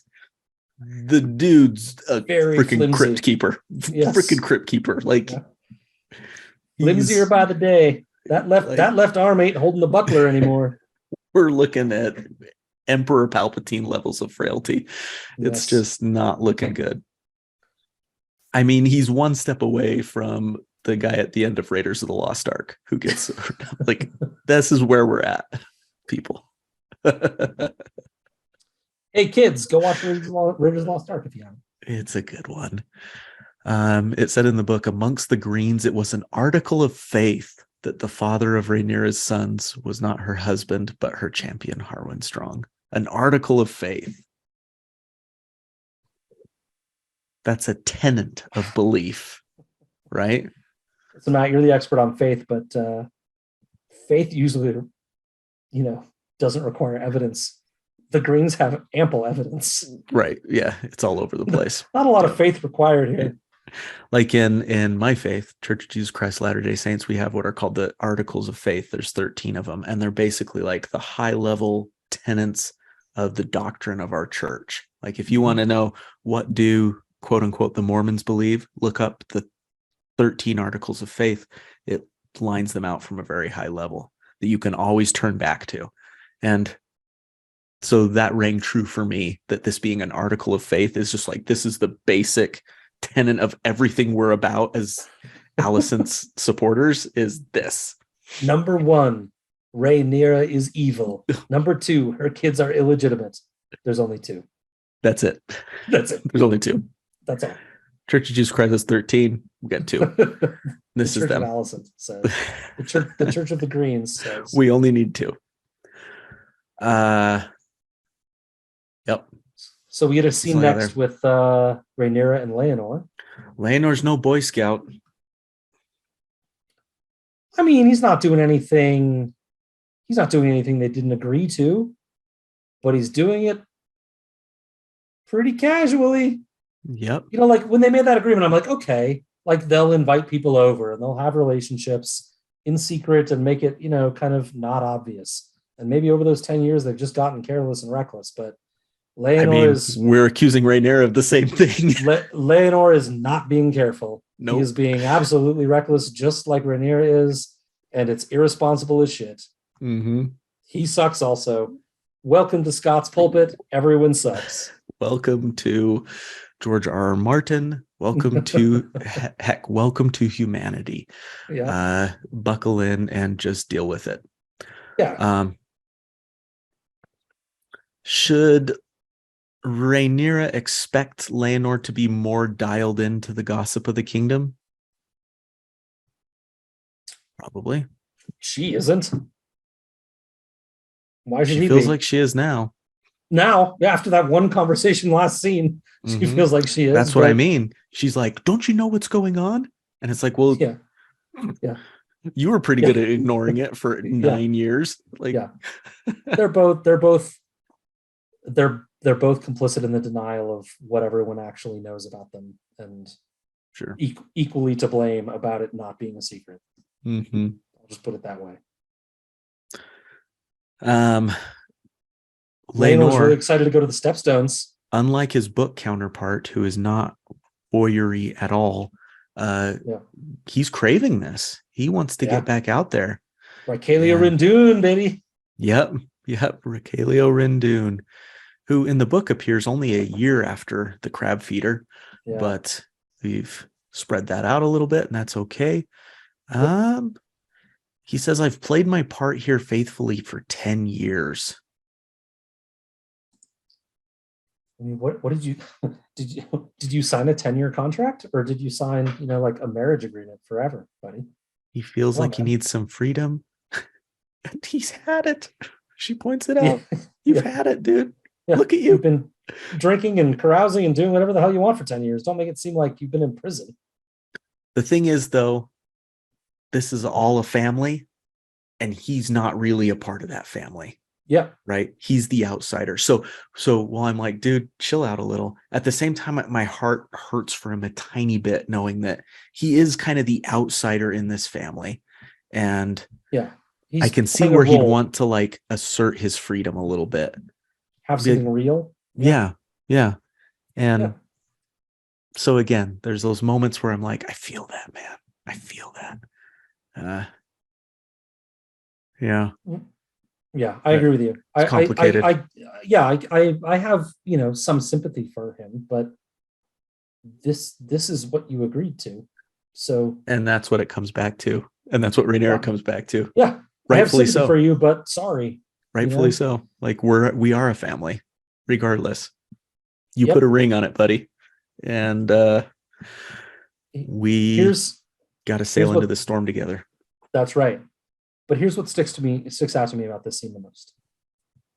Rhaenyra is talking to just one dude, just Laenor, who they're on the same page. They're complicit in this. They know exactly what the situation is. Don't have to hide anything. Don't have to hide anything from each other. And she continues to call this dark rumors are nipping at our heels. Dark rumors? Rhaenyra, who the fuck do you think you're fooling? How can you be this two-faced to yourself and to your husband who knows the truth that these are dark rumors instead of the absolute truth? Mm-hmm. How can you lie to yourself like this? And those people that say Rhaenyra does nothing wrong, yes, living a lie is wrong. You shouldn't be living a lie. She's living it. She believes these are rumors and not the truth. How can you be that two-faced? Yep, I feel that. My only explanation is her wondering if someone's listening in. Which in the Red Keep is a fair wonderment. She knows some of those secret passageways and stuff. Yeah, that's true. But her entitled lie life yeah. it's bothersome to watch and then watch people just excuse it. Yep, because you can. Mm-hmm. Then that's what it comes down to. Then we get a scene with Lyanna again, with one of her daughters, Rhaenys. No, Rhaenys. Mm-hmm. Poor Rhaenys. She's just trying to hatch her egg after, I don't know, what is she, 7? Yeah. Something. A lot like Aemond. She's tied up her very value as a human being into having a dragon. Sad. And it's heartbreaking. Little cinnamon roll, just trying so hard. Mm-hmm. She legitimately thinks she's going to be kicked out of the house and put out on her own because she doesn't have a dragon. She's not bringing a Death Star to the table, man. What else is her value? And I think, she says, "Father ignores me." Mm-hmm. Which I believe he does, because it's Daemon we're talking about here. Why would you not believe? I'll definitely believe the 7-year-old over Daemon Targaryen. Mm-hmm. Absolutely. I don't read a ton of stuff on the old fandom stuff, but I did read one that really bothered me, that they were excusing that, and that no, Daemon, he doesn't ignore. He doesn't ignore her. He's just really tied up in, wanting to connect with Bela and everything. And he doesn't have anything in common with Rhaena. I don't care if you don't have anything in common with your freaking kid. You can still be a present father if you have 0 things in common with your child. And you can let them know that you love them. Do you think Allison cares about those bugs? Those centipede thingies? She doesn't give care. A crap. She's just trying. Do you think I like the YA vampire books my daughter's reading? No. Yes, I think you do. Yeah, 0 interest. But you know what? When we're driving to and from volleyball practice, we talk about those books the whole time. And it's fine. Man, I hope that's a short trip. It's like a 5-minute drive, right? It's solid 25 minutes, buddy. Oof, it's North Salt Lake. Are they the glittery ones? They're not super glittery. Okay. It's you guys know these ones. I might not even be vampires. The Mortal Instruments. No, I've heard other people talking about them. I can tell you all about them, buddy. Nope. No, I don't go to volleyball. Don't subject me to this. Lyanna kind of excuses it. She says he's doing his best. Oh, shh. That's what I say about my child learning to wash the dishes. Yep. And failing. He's doing his best. You were doing so good for me, Lena, but that didn't like that. Nope. Yeah. Rhaena deserves better. That's my summary of the scene. Rhaena deserves better. Yep. might be the most heartbreaking scene of the whole show for me. Was this one. Ooh. That or the Corliss one. Maybe. Well, there's been a lot of heartbreaking. Yeah, scenes, I'm sorry, of the episode. Okay. This episode. Yeah. Well, no, there's a big one that tugs at the old heartstrings coming up in a minute. Coming up. This one was there. Again, I would have loved to have seen Lena bond with Vhagar. I wish we could have seen how that happened. Yeah. Then Lena goes on the roof to try to, again, snap Daemon out of his funk. And this scene didn't seem quite as impactful or necessary to me. It felt like just a continuation of the last scene. It ended the same way, even, of him just dismissing her, basically. Yeah. Yeah, no, you're right. I mean, it's kind of similar themes. You get more of Lena wanting to go home specifically. Mm-hmm. You do get the sense that Daemon is maybe unhappy with the marriage. How can I sleep with you haunting my every move? He says. And then you do get a nice moment to me. It's not a nice moment, but it shows me that Lena is maybe the most self-aware character we have in this show. Like, in this mess of characters, mess of miscreants that we've got here in House of the Dragon, she knows she maybe isn't exactly what Daemon wants, that she can't give him what she wants. She's kind of made her peace with it. She's okay with it. And she is who she is. And she's okay with that too. Yeah. And it's heartbreaking a little bit. Yeah, but it is. I think maybe it's a good goodbye scene for Lyanna to see like really who she is and how well she knows herself and her husband. How well she knows herself. The man I married is more than this. Mm-hmm. She says to him. Spoiler: he isn't. Daemon sucks. Unless you just mean that he's a cruel warrior, in which case that's true. And maybe that is. Yeah, she sees something in him. That's a heck of a basket to put all your eggs in, Lena. I don't know. Okay. Council meeting? Can't have a House of the Dragon episode without a council meeting. I love them. They're my favorite scenes. Usually. They are great. They do so much character building. They move so quickly. Little looks. It's so much fun. This is, I don't remember a lot of instances, save maybe Queen Alysanne, of a queen sitting in on council. Actually, we saw it with Cersei too in Game of Thrones, as the queen consort. But I don't know how common it is that the queen herself is in these council meetings. She's not just sitting there, Matt. She's driving it. She's participating. Yeah. I mean, Viserys, you get the sense maybe has like the final word, but mostly she's kind of making all the calls. Yep. And if there's a conflict, Viserys will kind of be like, right? But she seems like she's driving the action to me. Poor Beesbury, really setting him up to be senile and past it. Yep, he's done. He's still talking about the Bracken and Blackwood conflict, while they've moved on to the Stepstones. And it kind of leaves you wondering, like, I think it's meant to sow little seeds of doubt, like, oh, this is who is running the kingdom? Which, of course, could be a commentary about certain countries. That certainly not ours. Today. Back to House of the Dragon. One noticeable absence is Grand Maester Mellos. Gone. He gone. And we don't get even a note about it. Nope. Guess he don't died even say for anything. The last 10 years. Yeah. Okay. He gone. Replaced by Orwyle, who we met a little bit in the last episode. And previously, I think in episode 1, he was a very brief scene. But that's why I think it's notable that Mellos is gone, and all of a sudden Viserys, although he doesn't look great, is still alive and kicking and has made it these past 10 years. You have to wonder if once a new guy came in and implemented his care regimen for Viserys, if things got at least into a holding pattern to where, he wasn't maintained. Right. Yeah. We get him to a nice plateau. Yep. of where he's at least not getting any worse. Yeah. So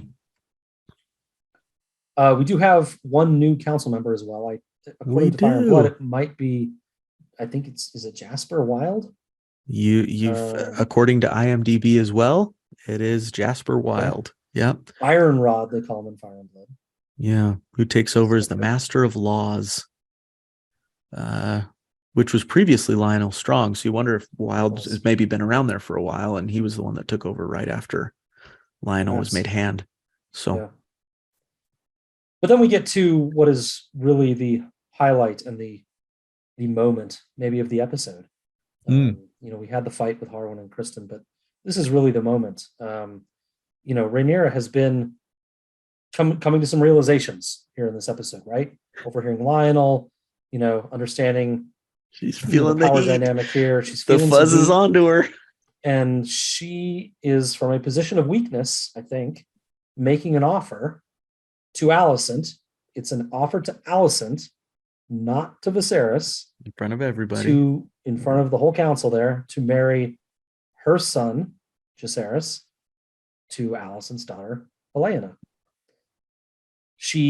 It's pretty masterfully done, Matt. She admits some fault in the past to the widening gap and apologizes for it. She calls upon the past friendship that they had to kind of get some emotion in there between them. She calls out the fact that they are really just one house. And then she uses some strength. My son will inherit. My son will inherit. That is ironclad. And then beyond that, she throws the olive branch. Let's unite the houses. Let's get this marriage done. We'll even get some dragon eggs in there. And then she throws the cherry on top. Exactly. Mm-hmm. I'll give Aemond a dragon egg, which is, a kingly gift. It's really well done. And what's Alicent's response, Matt? What does she do? We'll think about it. But first she says, "You're dripping, sweetheart. You got your boobies." Yeah. Take a peek there. Instantly demeans her, brings her down. Ridiculous. I mean, I'm not a woman. I don't want to comment. I don't want to really comment about it exactly, but it feels like some real girl on girl crime here, as they put it in Mean Girls. Seems like that should be beneath Alicent. And again, as she's shown this episode, cruel. Yeah, it's just cruel. Yeah. Viserys loves the idea. He's like, this solves every single one of my problems. This makes everything okay. Why didn't I think of this? This is wonderful. Well done. He always wants the easiest path. This is easy. Mm-hmm. It would work out great. Jace would probably be a great little husband for Helena. Problem solved. Hard to know, but it seems like a reasonable solution. It does seem to kind of imply like maybe, she is offering from a place of weakness, but maybe she never meant any harm to the kids. She's proposing a marriage here. Let's all just get along. And you'd think that would resonate with Alicent. If Alicent's real priority is the safety of her kids, which is what a lot of this episode really puts you toward, is that she cares about the safety and lives of her kids, why not accept this? Mm-hmm. I got news for you, Alicent fans. It's because it's not the only thing she cares about. It's not the only thing she cares about. Yeah, there's another queen that we've had these conversations about, and they're not an apple-to-apple comparison. Nope. But in this, it's not just the children. It's not just the children. It maybe it is the children, but it's their place too. It's not just their safety. It's their promotion. It's it's about the promotion of their house and their line, which, again, back to the Rhaenys and Corlys conversation. What are we doing this for? Are we worried about his life and happiness and safety? Or are we worried about power and prestige and control? And she makes this decision very quickly and undercuts, to me, all the arguments about Alicent's just trying to protect her kids, because this would have done it in one moment. In one fell swoop. And now as I go, sorry, go ahead. Well, I mean, there is, Mhm. people use marriage in Westeros for lots of different things, right?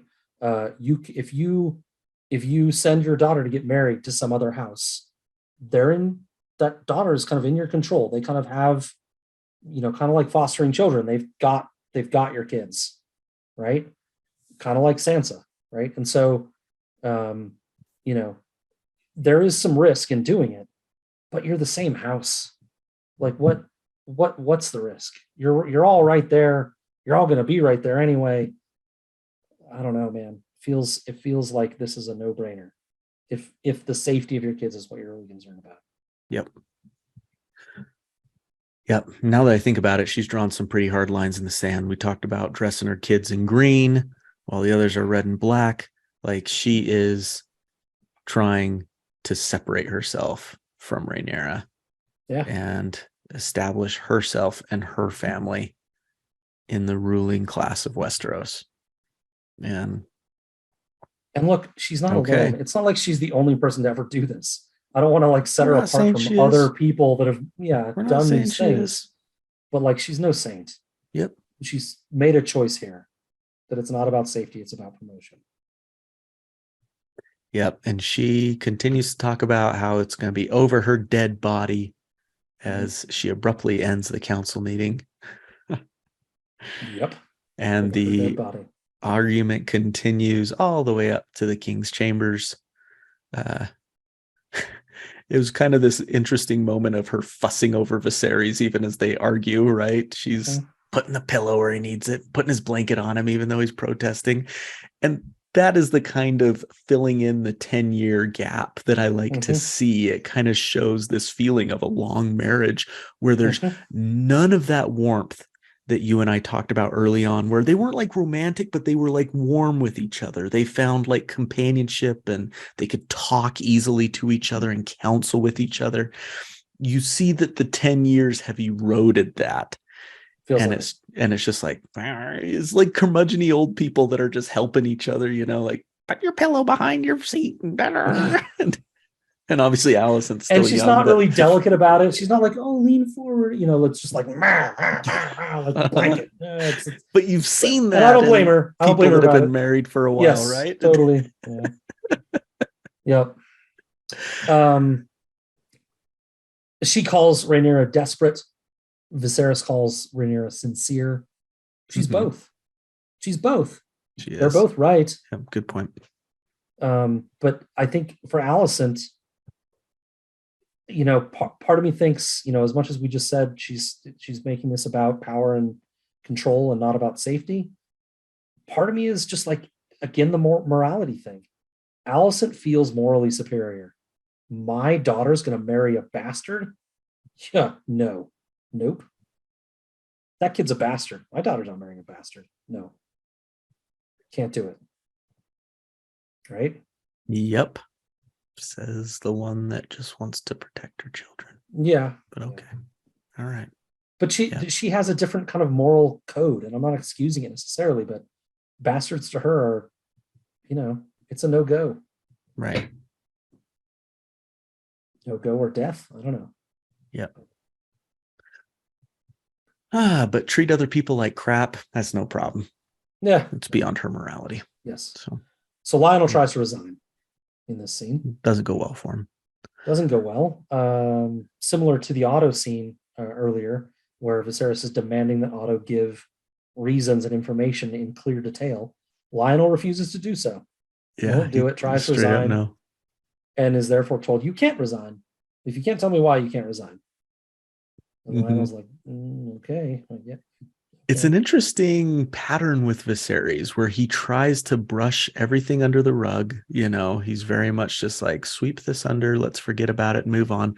But when it comes to his daughter, when it comes to Rhaenyra and allegations and things like that, he's like, nope, I need to hear exact details.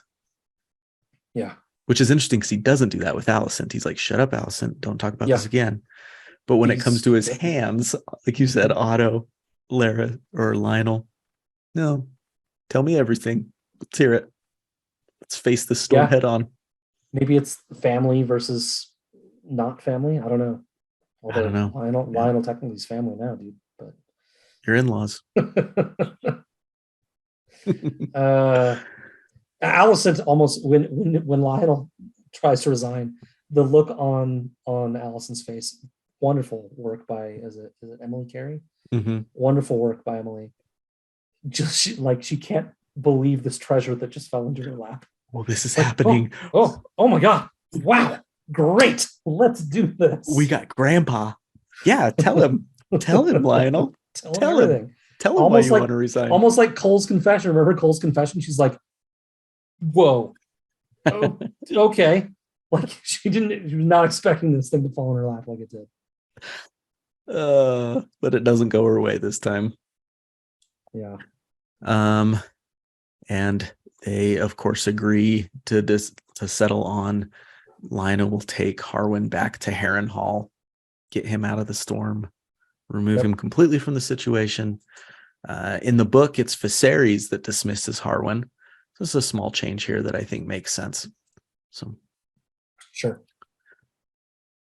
All right. Yeah, and here she's just removed from the City Watch, and then they decide to send him back, I guess. Uh-huh. So next we get Alicent and Larys in a pretty interesting scene. Larys is the best. He's the worst. And by best, we mean but he's the best. Awful. Yeah. Meat without wine is also a sin. As an explanation to why he's eating and drinking without Alicent. I took the liberty of beginning without you, Your Grace, which is tremendous foreshadowing to what's going to happen later. What's about to happen, yeah. And it's interesting. He's, I don't know if they've really pointed this out in the show. I don't think they really have, but one of the titles that he has is a confessor, right? Mm-hmm. Meaning that he gets people to talk. He's an interrogator, right? Yeah. And they sit down and you can tell they've done this before, Alicent and Larys, because every guard she has just comes completely down. She lays it at the door when she comes in, and she is just spilling her guts with no reservations. Yep. It's really interesting. Tuesday night bingo with dinner. Mm-hmm. We do it every Tuesday. Yep. Standing appointment. Yeah. And she has no now don't tell anyone I told you this, or I shouldn't say anything. She just is like, bleh. He's like, I heard that you have some information for me, the Queen, Your Grace. Yes. I hear you have some information for me. And she's like, as a matter of fact, I do. She spills it all. And I wonder if that ease of sharing comes from his honesty. Sure. She talks about the fact that there's a willful blindness, that Viserys has, and he calls her out and he says, if the shoe were on the other foot, you'd have it too. No. And she vehemently denies it, that she would have this willful blindness, and she's already doing it with Aegon. She did it twice today, denying that Aegon, maybe started this thing, denying that Aegon is masturbating in the window, and that there might be some course correction behavior to happen here, and that he's the best and going to be king someday without any sort of training or improvement. She's denying all sorts of shit right now. Willful blindness to her own kid. She's denying it and doing it in the same day. Yep. All of it. And then as you alluded to, go ahead. Are we going to no, but he would be partial to me? That, I think is that where you were going? Yeah. Yeah. Yep.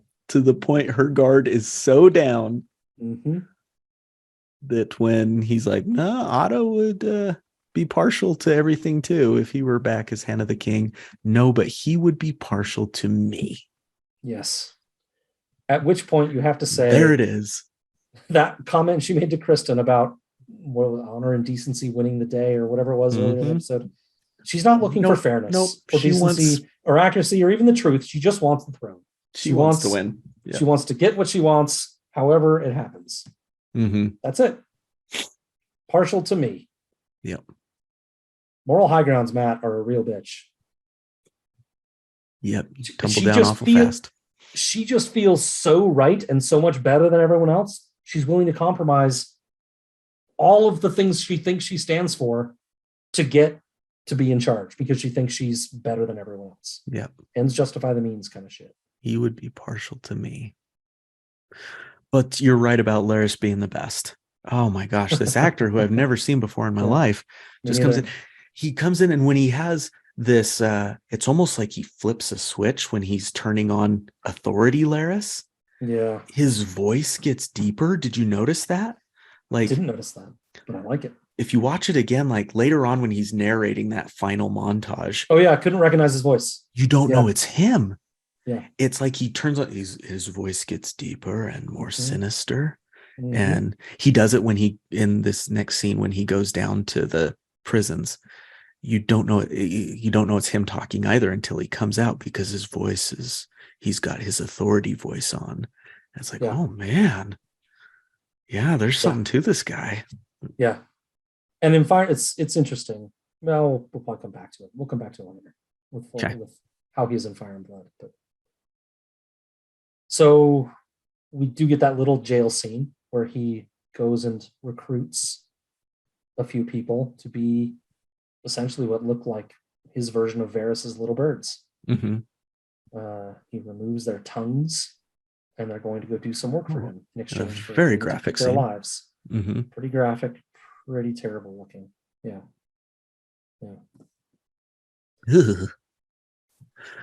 So then we get Lyanna again for the last time. Same situation as that of Emma, which we remember Daemon made fun of and mocked. Did he? I remember him talking to Rhaenyra at the pyre and saying it was a terrible thing that happened to her. Oh, and but then later on in the brothel and everything, partying, talking about the prince for a day or whatever. Yes, right. Yep. Obviously, this one's a little different. Whereas Viserys gave leave for his wife to be killed, Daemon was unwilling to pull that trigger. Looked like his finger was on the trigger. He was thinking about it though. He put it on, put it off, put it on, and then she was gone. Mm-hmm. The way I like to read this scene, and I'm not sure I'm right, but I like to read this scene as Lyanna had agency. She made the choice. Exactly. Took the choice out of Daemon's hands. I'm not sure he'd made one yet, but she took it out of his hands.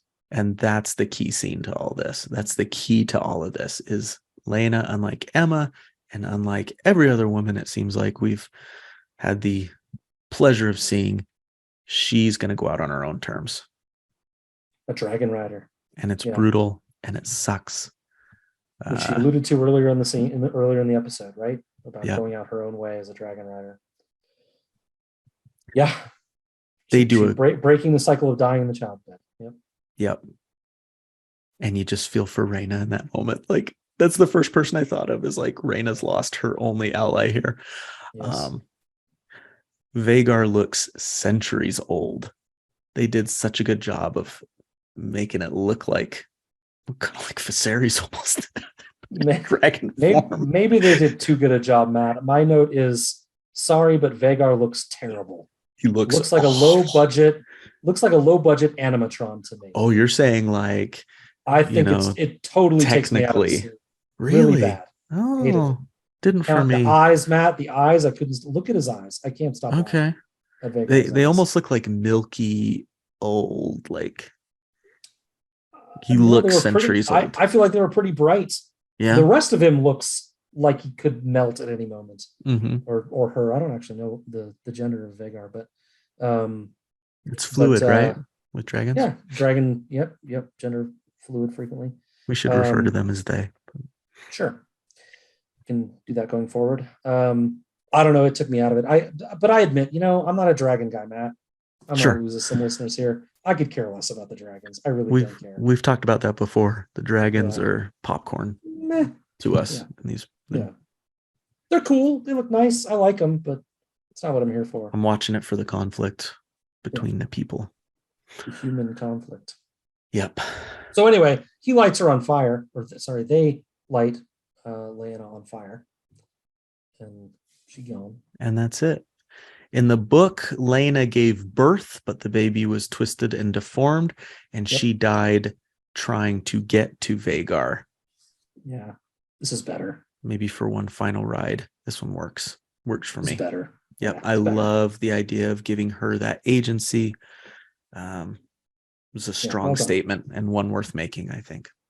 Agreed. Yeah, especially given the themes and how hard they've hit them with childbirth in this series, Right. in this show.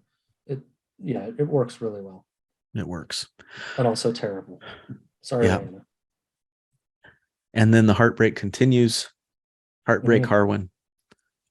This was the scene, of course, that I was referring to that tugged at old Daddy Matt's heartstrings. Yeah.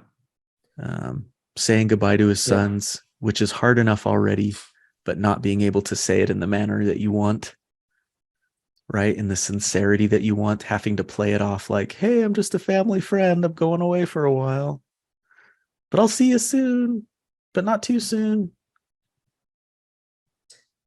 You and I are going to disagree on this one. You reap what you sow, Matt. You played a game for 10 years. This is what you get. If you don't put in the work to get the reward, you don't get the reward. You don't get to have the pretty goodbye. You don't get to do it the right way because you didn't do it the right way. Mm-hmm. He gets no pity from me, nor does Rhaenyra. Not in this. That's why you and I are good co-hosts, because you're not wrong. And what I'm saying is, even though he reaps what he sows and deserves it, it's still hard to say goodbye. Yeah. And it still tugs at my heartstrings. All right. And it You're still right. makes me go, yeah.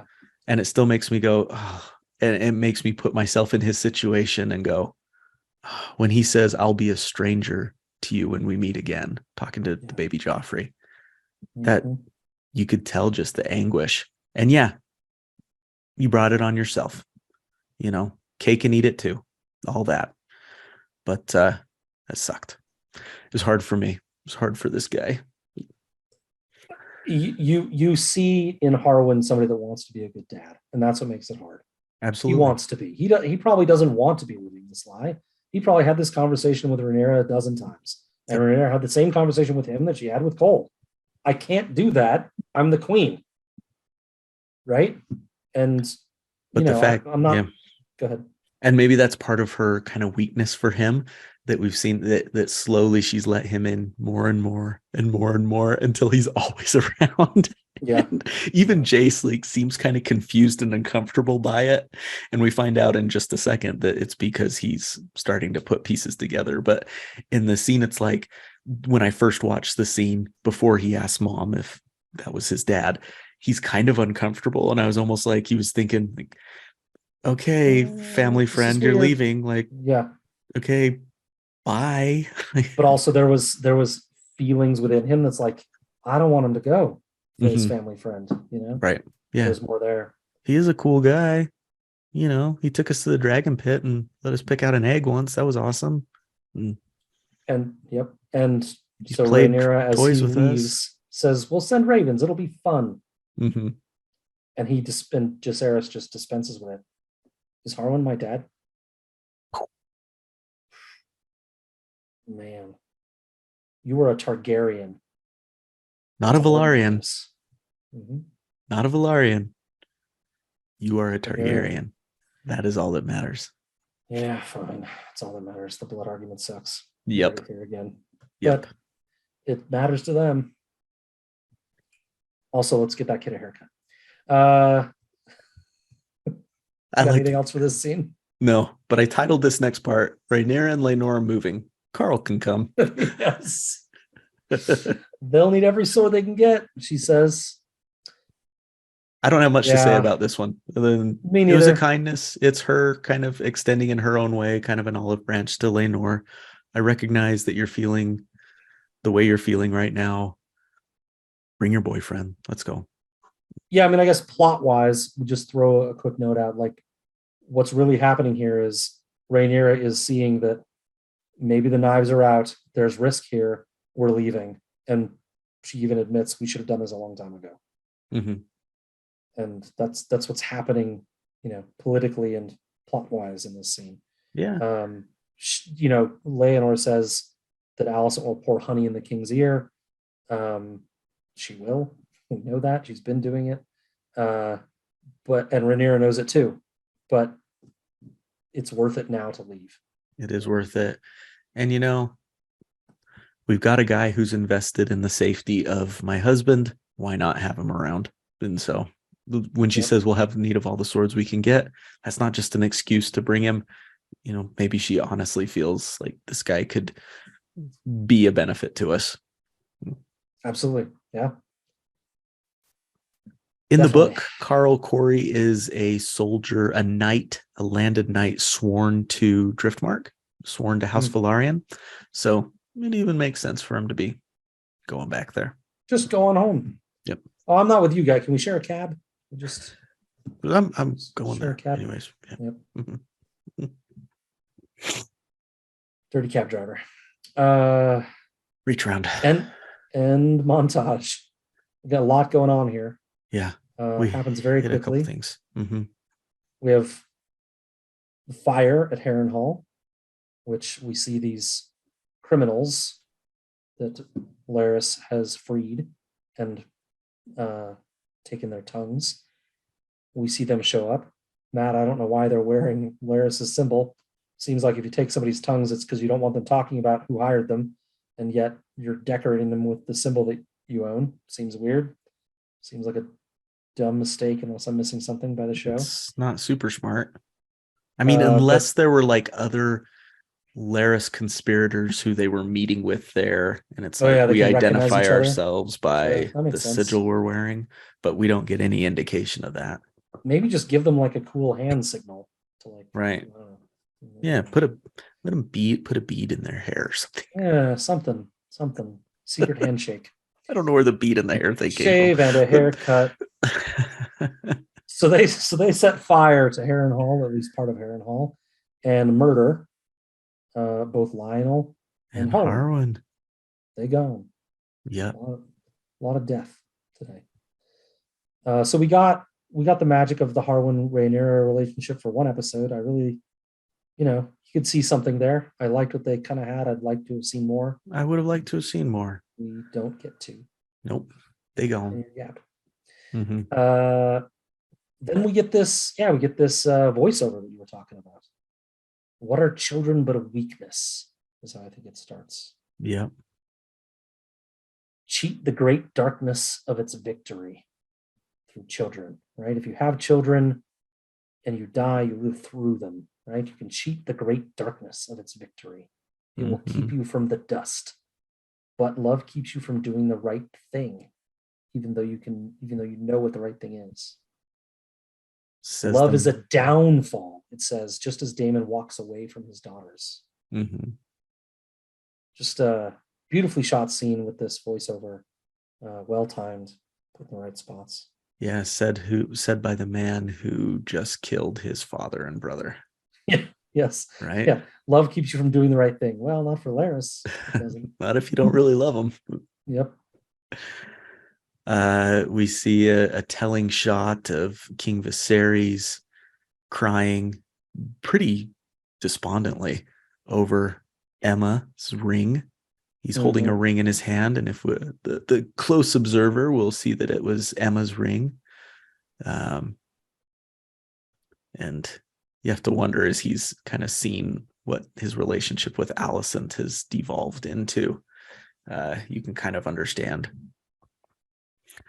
And holding on to those deeply rooted feelings he had for her, and maybe that regret that he has for the way things ended, which of course was with him authorizing her death. So, and also, should I have never remarried? All this conflict that we have now, would I have had it had I not remarried in this way? Right? Some real regret there. Yeah. Yeah. Yep. Love is a downfall. Then, of course, it's the only downfall that matters, Matt. I'll take it. I will take it. If this is my downfall, I will fall hard. There's a song in 100%. That. There's a song in that, isn't there? There's something in there. Said the two guys that just went to Matt Nathanson a couple days ago. We did. And what was the other guy? Donovan Wood. Had a great time reveling in their self-deprecating nature. And we did. Matt and I don't hang out much, but Went to a great concert on Tuesday. Thanks, Matt, for the ticket. We had a fun It was time. a lot of fun. Yeah. It was. But Allison's like, I didn't. What, me? I did not wish for this. Yeah. So as the voiceover comes to an end, we get Laris continuing to talk directly to Alicent in the scene, while he's plucking a flower from a little plant, and stating, "The queen makes a wish. What servant of the realm wouldn't try to make that happen?" Essentially admitting to setting the fire himself, and saying, "It's what you wanted me to do. You may not have explicitly asked for it." And she clutches her pearls. "No, never me. I am far too virtuous to ask for such a thing. But I'm happy about it." Right? Since it's already happened. But I'm glad since it happened. I guess we'll take advantage of it. Yes. Yeah. But what a he plucked the flower. I mean, it's a metaphor, I think. He's basically just plucked Alicent. She's kind of in his clutches now. A little bit. She owes him.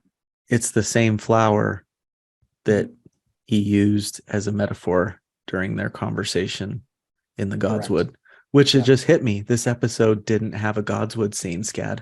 That just hit me. I know. No Godswood scene.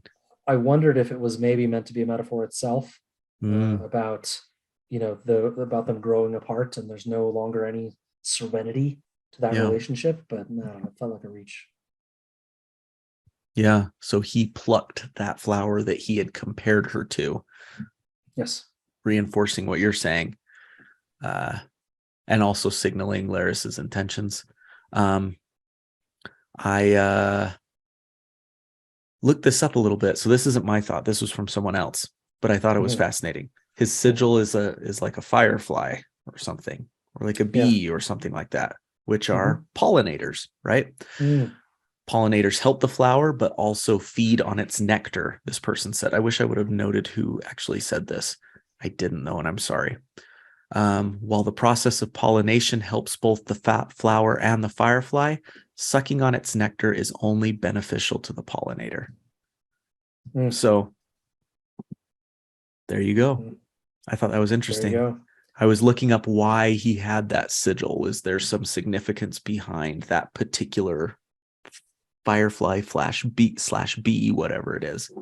And that makes a lot of sense and really goes along with the metaphor of the flower. Yeah, and to continue that thought, he's probably pollinating lots of flowers. He doesn't just, it's a metaphor. He's not just got Alicent in his clutches. Laris is working all the angles. And, in Fire and Blood, it's a lot more vague. Laris's intentions and what he actually does. It doesn't specify that Laris set the fire. Right. It proposes several options, including Viserys doing it himself, including Laris doing it, including Daemon doing it to remove Viserys, a competitor for Rhaenys. So there are several options of it. Corlys, I think, was one as well, for Harwin disrespecting Laenor, Corlys' son. Yeah. So there are a lot of options. They don't ever tell you maybe who did it at all. They don't know. The show has gone hard at this to say Laris did it. Maybe it's a good transition to Dragons After Dark, but I think it says something about where this character might go. Yeah. Yep. And as you said, he now gets to blame it on Alicent too, if he wants to. So or at least hold it over her head. That he might blame her. Right. Who knows how that would go, right? Like gaslighting. Might not believe him, but yeah, exactly. Yeah. But it increases his hold over her. Yes. Right. He's got her trapped a little bit. Yeah. Right. Yep. I'm ready to go into Dragons After Dark. Let's do it. Because that's where the episode ends. Let's do it. All right. Ye who fear spoilers, beware, because we are now proceeding into spoilery territory at the conclusion of the following jingle. Dun, dun, dun, dun. Dragons After Dark. Woohoo. This one's at the top of my list. You brought it up a little earlier. Lord Caswell, if I may be of service. As you said, he did stay loyal to Rhaenyra and was beheaded for for refusing to bend the knee to Aegon. Lovely. Pour one out for We'll Lord see that come Caswell. around. Yeah. See that come around. Mm-hmm. Yeah, I also totally shouldn't have, and did spoil the Helena thing with the eye. I tried to cover it as best I could, but failed probably. I was like, hey, guess what? Aemon's gonna lose an eye. That's a spoiler. So do you think that these two prisoners will turn out to be Blood and Cheese? There's 3 of them, right? Didn't he free Were there 3 of them? 3? Oh, He said there was a traitor to the crown, a murderer, and a deviant. A deviant. I think there were 3 of them. Yeah. I didn't even think of that. That's an interesting idea. In Fire and Blood, Blood and Cheese come from Mysaria. Daemon has a relationship with Mysaria, a business, I think, relationship with Mysaria, and she sends them in. Yeah, and they are like, Cheese is like a butcher. No, Blood is a butcher. And Cheese is a rat catcher. Yeah, Cheese is a rat catcher. Yeah, and so Cheese the talks. ins and outs. So they, obviously, these ones haven't had their tongues ripped out. Oh yeah, so. True. Yeah. Well, I mean, they could change that. Yep. But I also that would have interesting implications that they work for Laris and Mysaria, and maybe there's something going on there. Some crossover. Between these two masters of whispers and confessors and stuff. Yeah. But we do need to bring Daemon into this, though. I think that's a key thing that they won't change, is having Daemon be at the head of instigating that. Yeah, may or may not. I mean, it's pretty clear in Fire and Blood that he does. Right. He uses language. I can't remember exactly what the language is, but he uses language in a letter to Rhaenyra that is stated exactly the same way by Cheese when the atrocity happens. So right.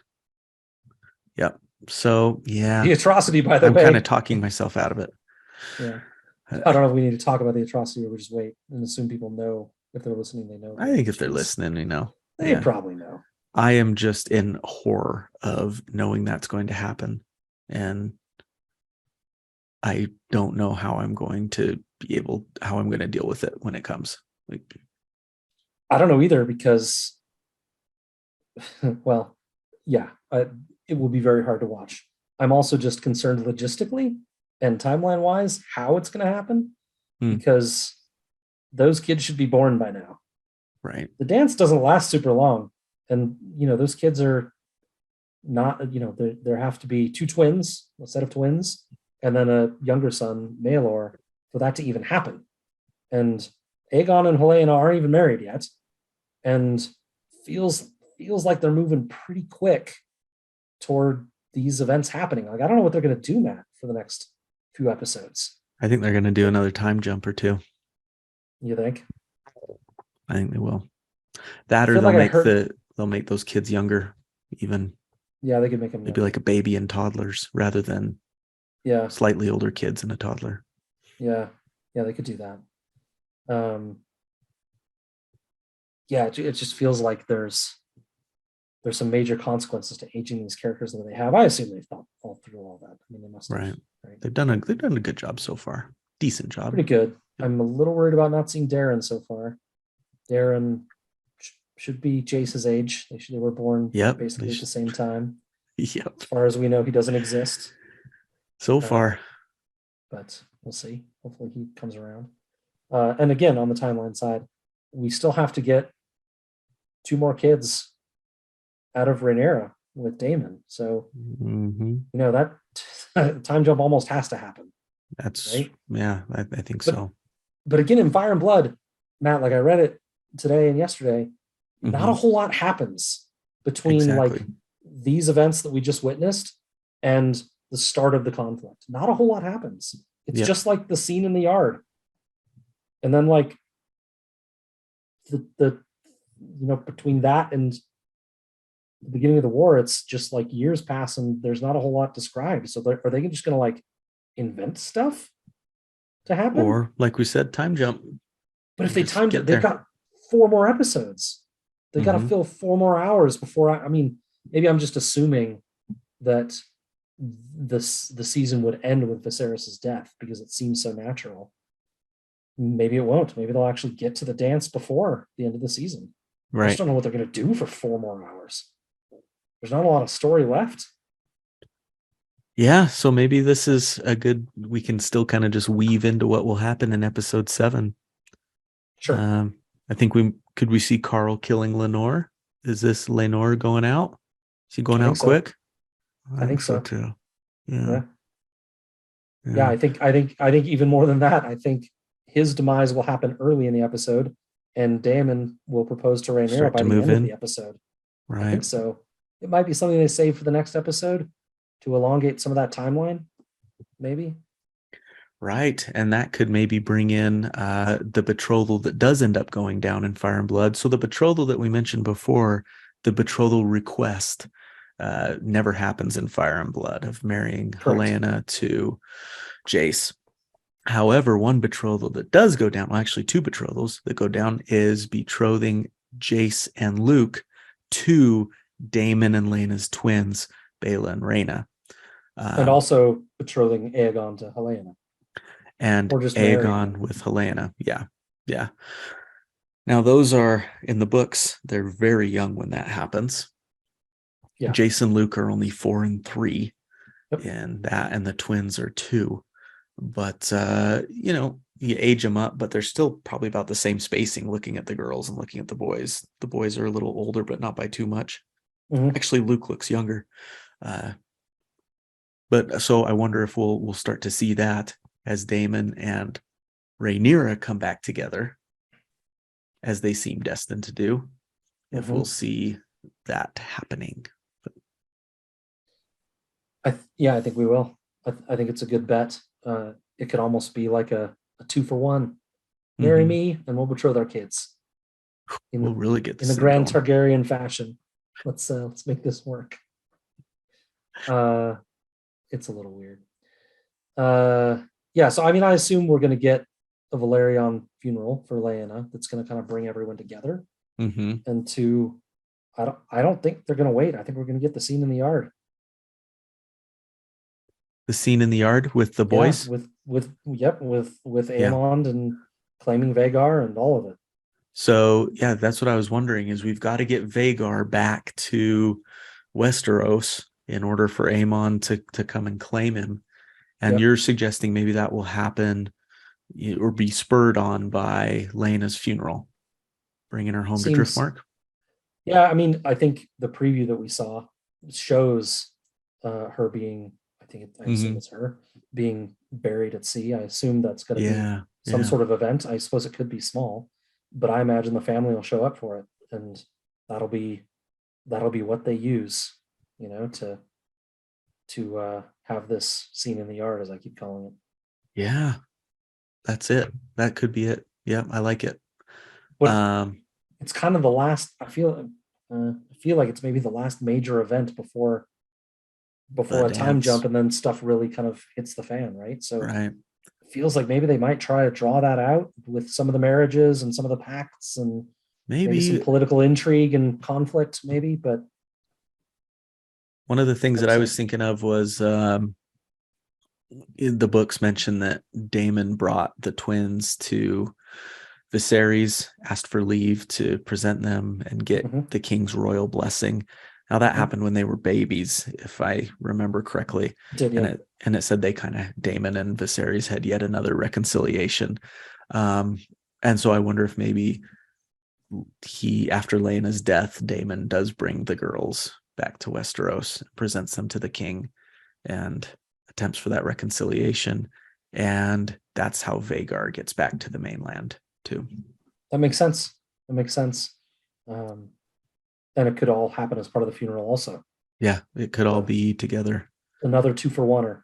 Yeah, Viserys comes to the funeral, sees Daemon there, meets the girls. All of that happens. Vhagar claimed. Yeah. Yeah, in Fire and Blood, it actually says that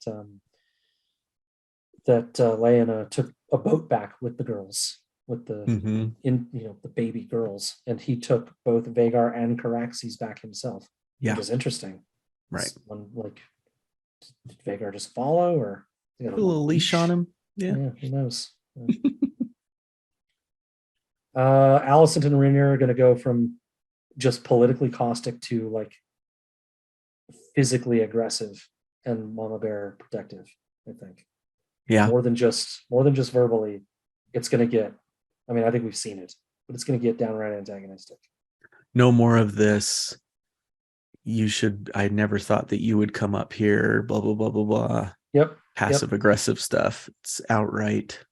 Yeah. No. Outright disdain and even violence sometimes when they're together. We still haven't had the outright blacks and greens moment, right? No. And like you said last episode, I wonder if they will just kind of let that be. God. Let that be completely.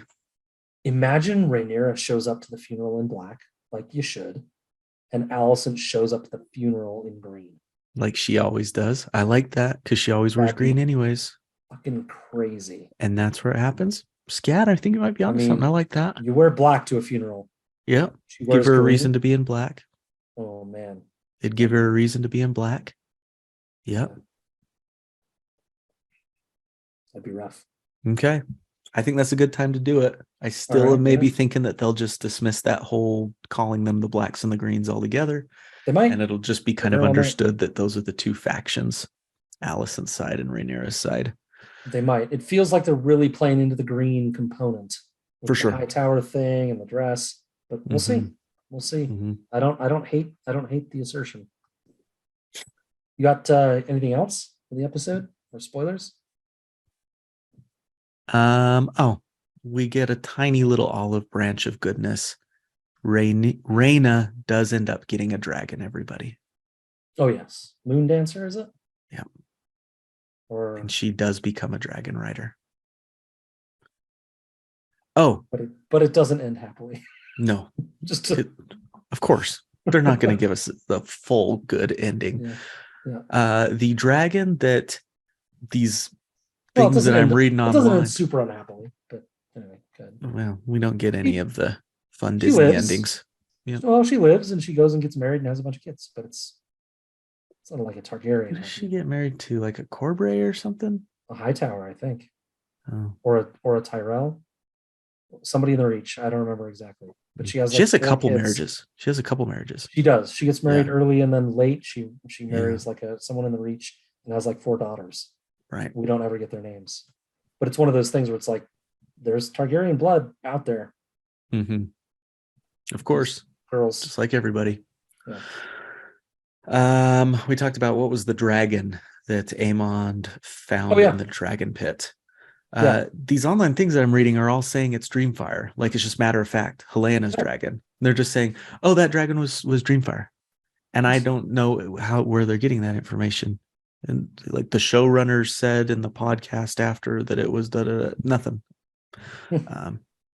So I don't know where they got that from, but I guess it could have been. I imagine Dreamfire being smaller still because Helena is quite young. Didn't imagine Dreamfire being like a full-size big dragon. Isn't Dreamfire though? Dreamfire was ridden by Rhaena, the original Rhaena. Oh, it wasn't a hatchling. Am I forgetting my dragons? I could be forgetting mine. I'm not, like we said earlier. I don't care so much about the dragons. It was Rhaena. Yep. Yep. Later by Princess Helena. Yep. So it could have been. Absolutely.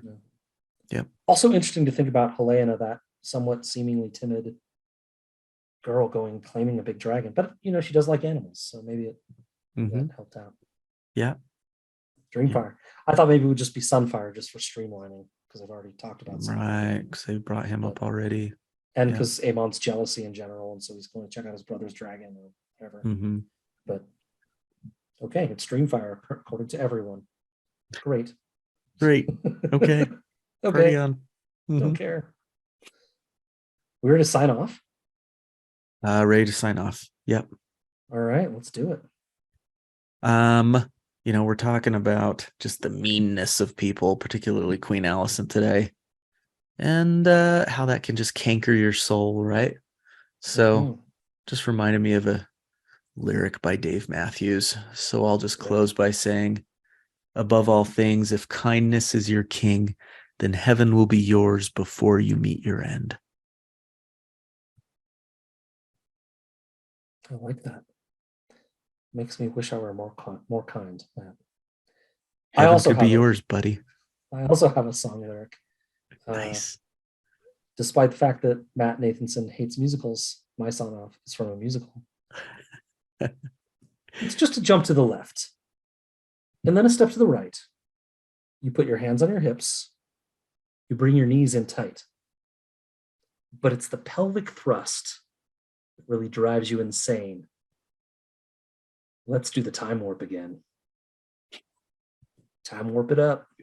Let's keep it going. Another 10 years. Let's do it. Let's skip all the storytelling. Let's just go. Where is that from? Rocky Horror. Oh, okay. All right. And Matt Nathanson loves musicals now, remember? Let's do the time warp again. Okay, I got you. Okay. Meatloaf gotcha. Oh boy, that's why. Good night, everybody. All right. Good night, everyone. Bye.